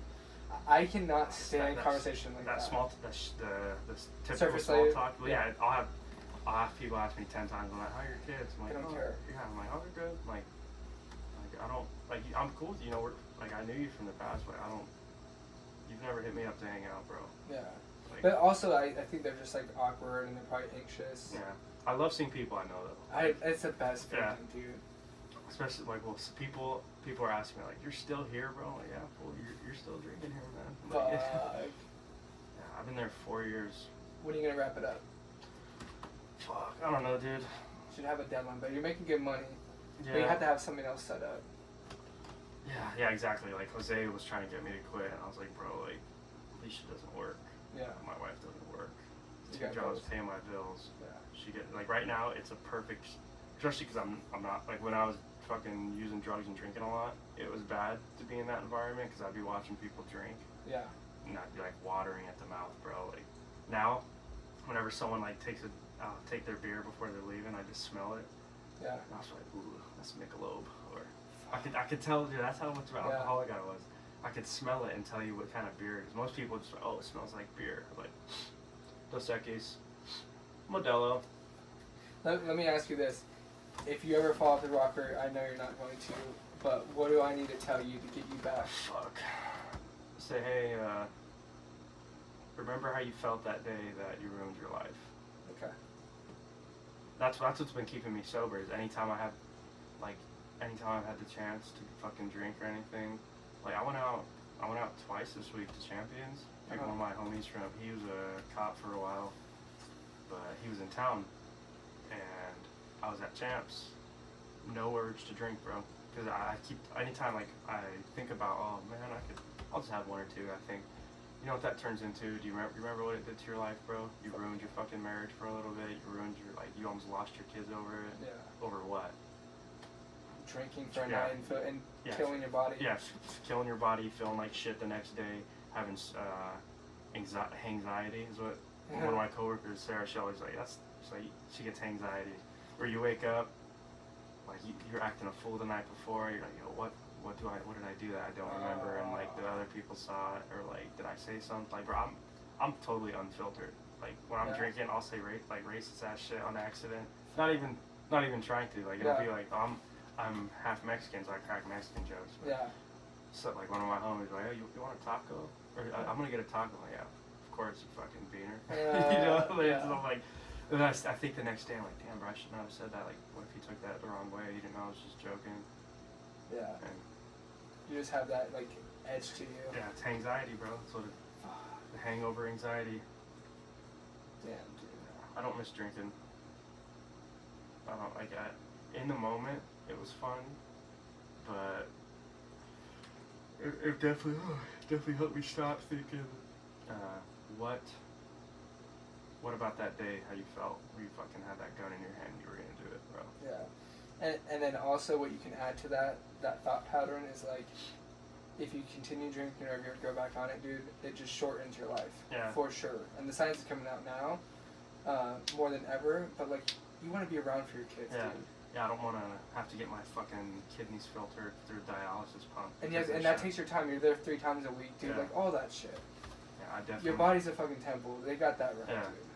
Yeah, I know. You got one. Yeah, dude, I definitely don't miss drinking. And I'm really surprised on, like, how good you look and how you've always stayed fit during fucking no sleep and drinking and drugging, dude. That's crazy. Yeah, it was balanced until it wasn't, and then it was like just chaos. I'd skip working out. Like, I did in my backyard now. I have a punching bag, which, like, I feel so grateful now because all the things I prayed for as a kid, I have now. Yep. Like, I have a beautiful family. My family, my fucking, my parents, they loved each other. They were fighting. We always, like, were struggling financially. I was always stressed about that. I was like that stress rolled over to me as a kid. Yep. Didn't have my own room. There's so many kids. You had 5 kids, 6 kids? 6. I shared a room with 2 other boys. Yeah. You're the oldest one, so there's a lot of pressure on you. Yeah. So, and then have a nice, like, I wanted a Dodge Charger ever since I saw, like, the fucking gangsters driving it around in the movies. I always wanted that. I have that. I have a nice house. I always wanted to have a backyard where I could just go work out and hit the punching bag. Now I have it. Yep. And once I realized that, I was like, damn, dude, like, you have all this shit, and you still fucking hate your life and hate yourself. What, like, and then I realized, oh, it's the drugs and alcohol, bro. Like, there's this hole in me that I was trying to fill. It was because of drugs and alcohol. Like, it was never enough, bro. Like, I could never drink enough to feel good enough. Could never do enough blow to fucking satisfy myself. Weed, you know, I can smoke weed and be fine. But with drugs and with, like, any narcotics and alcohol, it was never enough. But when those like depths of like feelings hit, like it just takes it off where you don't have to worry about them. Yeah. Get to the next day. And like I'd be sitting there like playing with my kids and just be depressed, bro. Like, and for me, it was like they have no idea that their dad's a fucking alcoholic and a drug addict. And they pick up on that, dude. Yeah. Yeah. Well, I was talking to them. I was like, yeah, well, you're not supposed to leave your car somewhere for a day because you were out drinking on when you have work the next day. It's like, because I was going to these meetings and like my wife kind of told me, well, he's going to these meetings so he can like not drink beer anymore. And then they asked me like, why can't you stop drinking beer, Daddy? I was like, fuck. I was like, well, girls, I was like, when you do it, I was like, well, I started drinking beer before I was 21. I was like, and then when I turned 21, I started doing it a lot, and it messes with your mind if you just stop right away. You know, just tell them something. Yeah. But when I quit drinking the first few weeks, I would crave it. We can wrap this up too. No, you're good, Paul. You're good. I'm not even tired. It's just fucking. I slept all day. But like I fucking. When you're going to these meetings, you were telling your daughters. Yeah, and I was like, dude, I would crave it just for a little bit, but then I always get back to that. Remember what it did, bro? Don't even say yes, because I had such trouble. You have the discipline to stay. Yeah, I finally do now. Yeah, I didn't before, but I didn't give a fuck before. Yeah. I was so balls deep in it. It was like, can I really even stop? That's the point. Even like, the biggest savage couldn't do it. You Yeah. know, if you have drugs in your system. Yeah, and then it was just, and it was when I hit 27. I was like, damn, bro. I was like, this is something you've been fighting for a long time, bro. I even said this in my first meeting. I was like, hey, I'm Zach. I had my stick that they had little talking sticks, just like the movies, bro. Hi. Yeah. Hello, Zach. Hey, I'm Zach. I'm an addict. I said that fucking 30 times. Damn. And I finally identified as an addict, and I could realize that it was like deeper problems in my life, like problems with my mom, arguments we had, shit I went through as a kid, and I used to just fucking shit. My wife always tried to get me to talk about my feelings. I would highly recommend talking to someone. Because, like, bro, I would just drink it away. Like, if I'm, like, in my head, like, I'm not telling no one. I don't want... You couldn't even talk to her about it? Was there anyone that you could talk to? No, I didn't want anyone to see me as weak. Fuck. Yeah, dude. And So I'm much so pressure. old school like that. Like, I'm so... Where I was like, I don't want to think... I didn't tell my dad. Where'd you get that from, though? My dad, because he's the same way. Yeah? Okay. Yeah, he's like... He doesn't talk about his feelings. I always told him... He's got so much going on in his life, bro. Like, he's still raising kids. And I told him, I was like, I don't want you to see me as weak, Dad. That's why I've never talked to you. Never come to you. He's like, dude, I know exactly what you're going through. Life can be so fucking overwhelming. He's like, don't ever feel like you can't come to me, bro. And I literally just started like crying in my bedroom, bro. I was like, dude, like, it took a lot for me to fucking say that to him. Damn, dude. That must be the greatest feeling for him to be that supportive, and he always has been that way. He's always been that way, but I did not want to bother him with my fucking problems. You know what I mean? It's like, he's already got the world on his back. I'm not gonna fucking go shoot the moon on him. Yeah, dude. Yeah. But the one thing he wants is his son to be around. Dude. Yeah. So whatever it takes. Yeah, well, my wife was the one. I love her to death, bro. I don't deserve that woman, but she told me, she's like, your dad's not gonna see you as weak. She's like, you just need to talk to him. She's the one that convinced you. Yeah, she's the one that convinced me to. She's like, cause I would be sitting there, bro, like all fucking strung out and drunk and just telling her shit about my childhood. And like, I'm not saying I had a horrible childhood, but I definitely had shit that affected me. Yeah. No, everyone does, bro. It's like everyone's got their own shit. But it's your thing that it fucks up your life. Yeah. It doesn't matter what it is, how bad it is. Yeah, and so she's like, you need to talk to someone, bro. She's like, I'm always here for you. I'll always be here for you. But you need to talk to the people that you feel like you need to talk to. Yeah. My dad was one of them, because like, even when I started fighting and training just so my dad would think I was a badass, and because I got bullied a lot as a kid. Yeah. My fathers were always trying to bully me, but So you're always trying to prove yourself to your dad. yeah. So like, well, the first thing, I remember watching Rocky and thinking boxers were the most bad motherfuckers on the planet. And then we got cable TV when I was in fifth or sixth grade, and UFC was on. I was watching it with my dad, and he's like, those guys are badass. Like, if you ever want to learn how to fight, boxing's not going to do anything. That's what you want to do. So instant fucking, clicked something in my head as a kid where I was like, fuck yeah, dude. I was like, that's what I want to do. So I joined wrestling in high school and then started boxing. And it was never enough, bro. Like, I would knock someone out, beat the shit out of someone, and just be like, empty. Yeah, my dad actually told me once, after like knocking a few kids out, just beating people up, he's like, hey, you know you're a better fighter than I ever was? He's like, I wrestled and did, like, that's all I did, man. He's like, you're putting people to sleep as like fighting, beating the shit out of full-grown men as a child. He's like, if you want to impress me, you already did it, bro. Damn. And He said that to you? Yeah, and I was like, yeah, he's like, you're trying to one-up me and impress me. You already did it, man. You're a better fighter than I ever was. Damn. And so I was like, what a good dad. Yeah, and I was like, damn, fool. It's like, and then when I fell in love with it after that, because like, even at my job, when people have tried to swing on me, I'd beat dudes up twice my size, like made them look. It's like closest thing I can compare it to is like wrestling my little brother. When a big dude the big fucking swole guys I've never fought before think that they're just gonna come make me look like a bitch. Yeah. And they do that first shove or first swing, and I fucking duck under it, pick them up, slam them. Yeah. And it's really helped me a lot in life. So it was one of those things that's the greatest thing about life is like, it can be fucked up things that happen to you, but then you just gotta realize that they're actually good things. Like, I have the greatest wisdom I've ever learned in my life so far is the worst things that's ever happened to me are actually the best things. Yeah. You just have to fucking you realize went through some shit when we were kids, bro. Yeah. I remember, like, I don't want to bring it up, but like, everyone you loved, like, we even had this song for, like, everyone you loved started, like, passing away, and I know it's fucking hard on you, bro. Yeah. I mean, I just shut it out. I chose work over than dealing with my feelings. Yeah. You know? Yeah, that's what I would be doing, and it's like, I'd get home, like, thinking about shit that happened when I was, like, fucking 17 or 16. Yeah. Like, bro, I had just processed, and that's one thing my wife, she's like, you need to process your feelings. Yeah. Like, that kid that pulled that gun on us at that party, yeah. I finally got over that, like, damn, that happened. Because to me, like, when I was laying there, I was like, damn, I was a fucking kid, and someone pulled a gun on me. I didn't even know what, like... Yeah. Like... What do you even make of that, you know? Yeah, like, as a kid, how do you process that?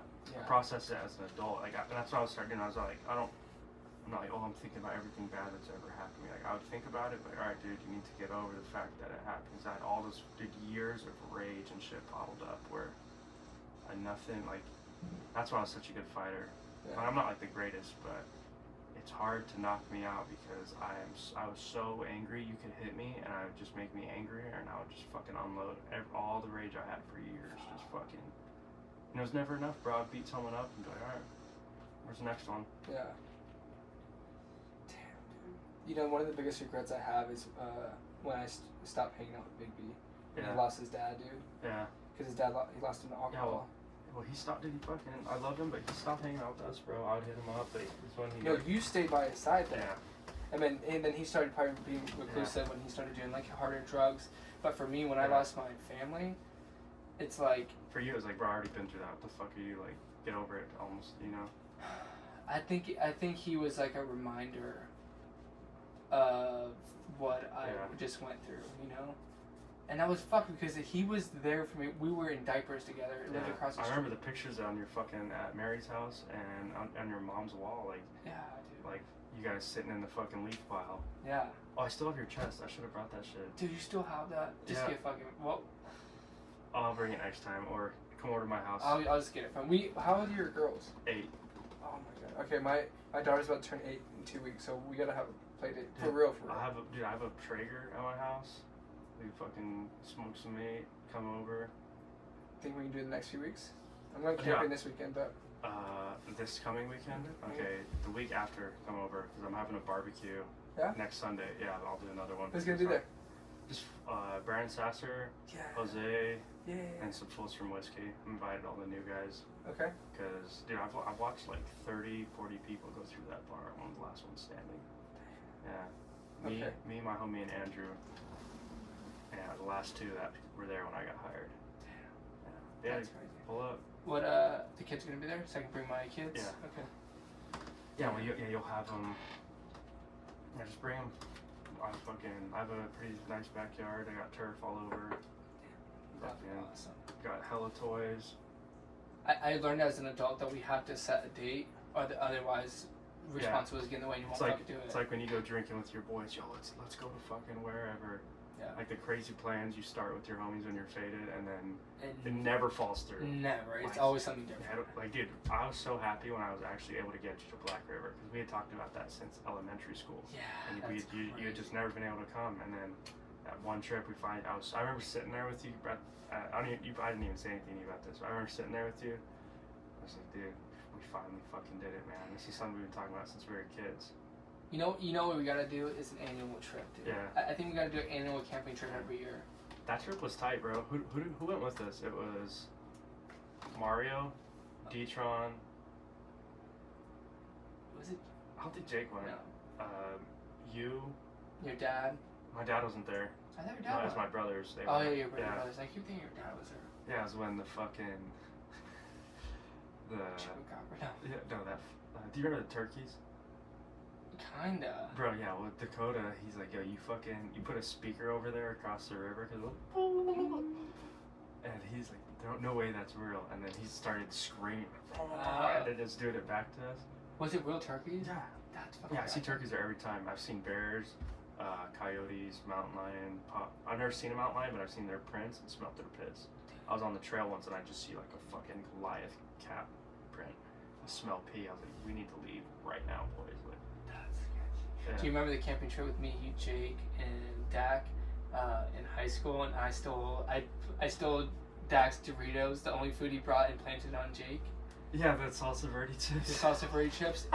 Do you remember the Pop-Tart story though? Oh yeah. You heard the Pop-Tart story, right? The Pop-Tart story? Dude, I can't, if Jake listens to this, he's gonna fucking hate me. Because he genuinely thinks that, like, we were terrible friends because of this. So I did that whole thing, right? Yeah. I never ate the chips, but I took, so we all brought one snack to this trip. We're all broke as fuck with kids in high school. We're living off our favorite snack for the weekend. I take Dakota's salsa verde chips and put them in Jake's sleeping bag, and we get back from a long ass fucking hike. And Dad's like, oh, I can't. He's talking the whole time of the trip, the hiking trip. He's like, I'll make my fucking chips when I get back. And he's like, where the fuck are my chips? And then me in the background. This is the evil side of me that lives deep inside, that comes out every now and again. And when I was a kid, it was bad. It's the prank side, bro. It's the prank side. Hilarious. It's fucked up. Sometimes it gets taken too far. So he's like, where the fuck are my chips? And then I was like, I don't fucking know. I can check the tent. And then here, let me give the binky to the baby.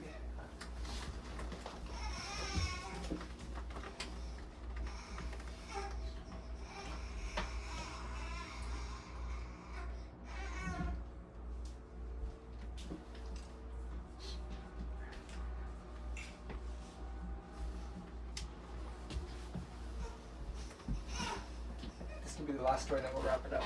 But yeah, he's like, what the fuck are my chips?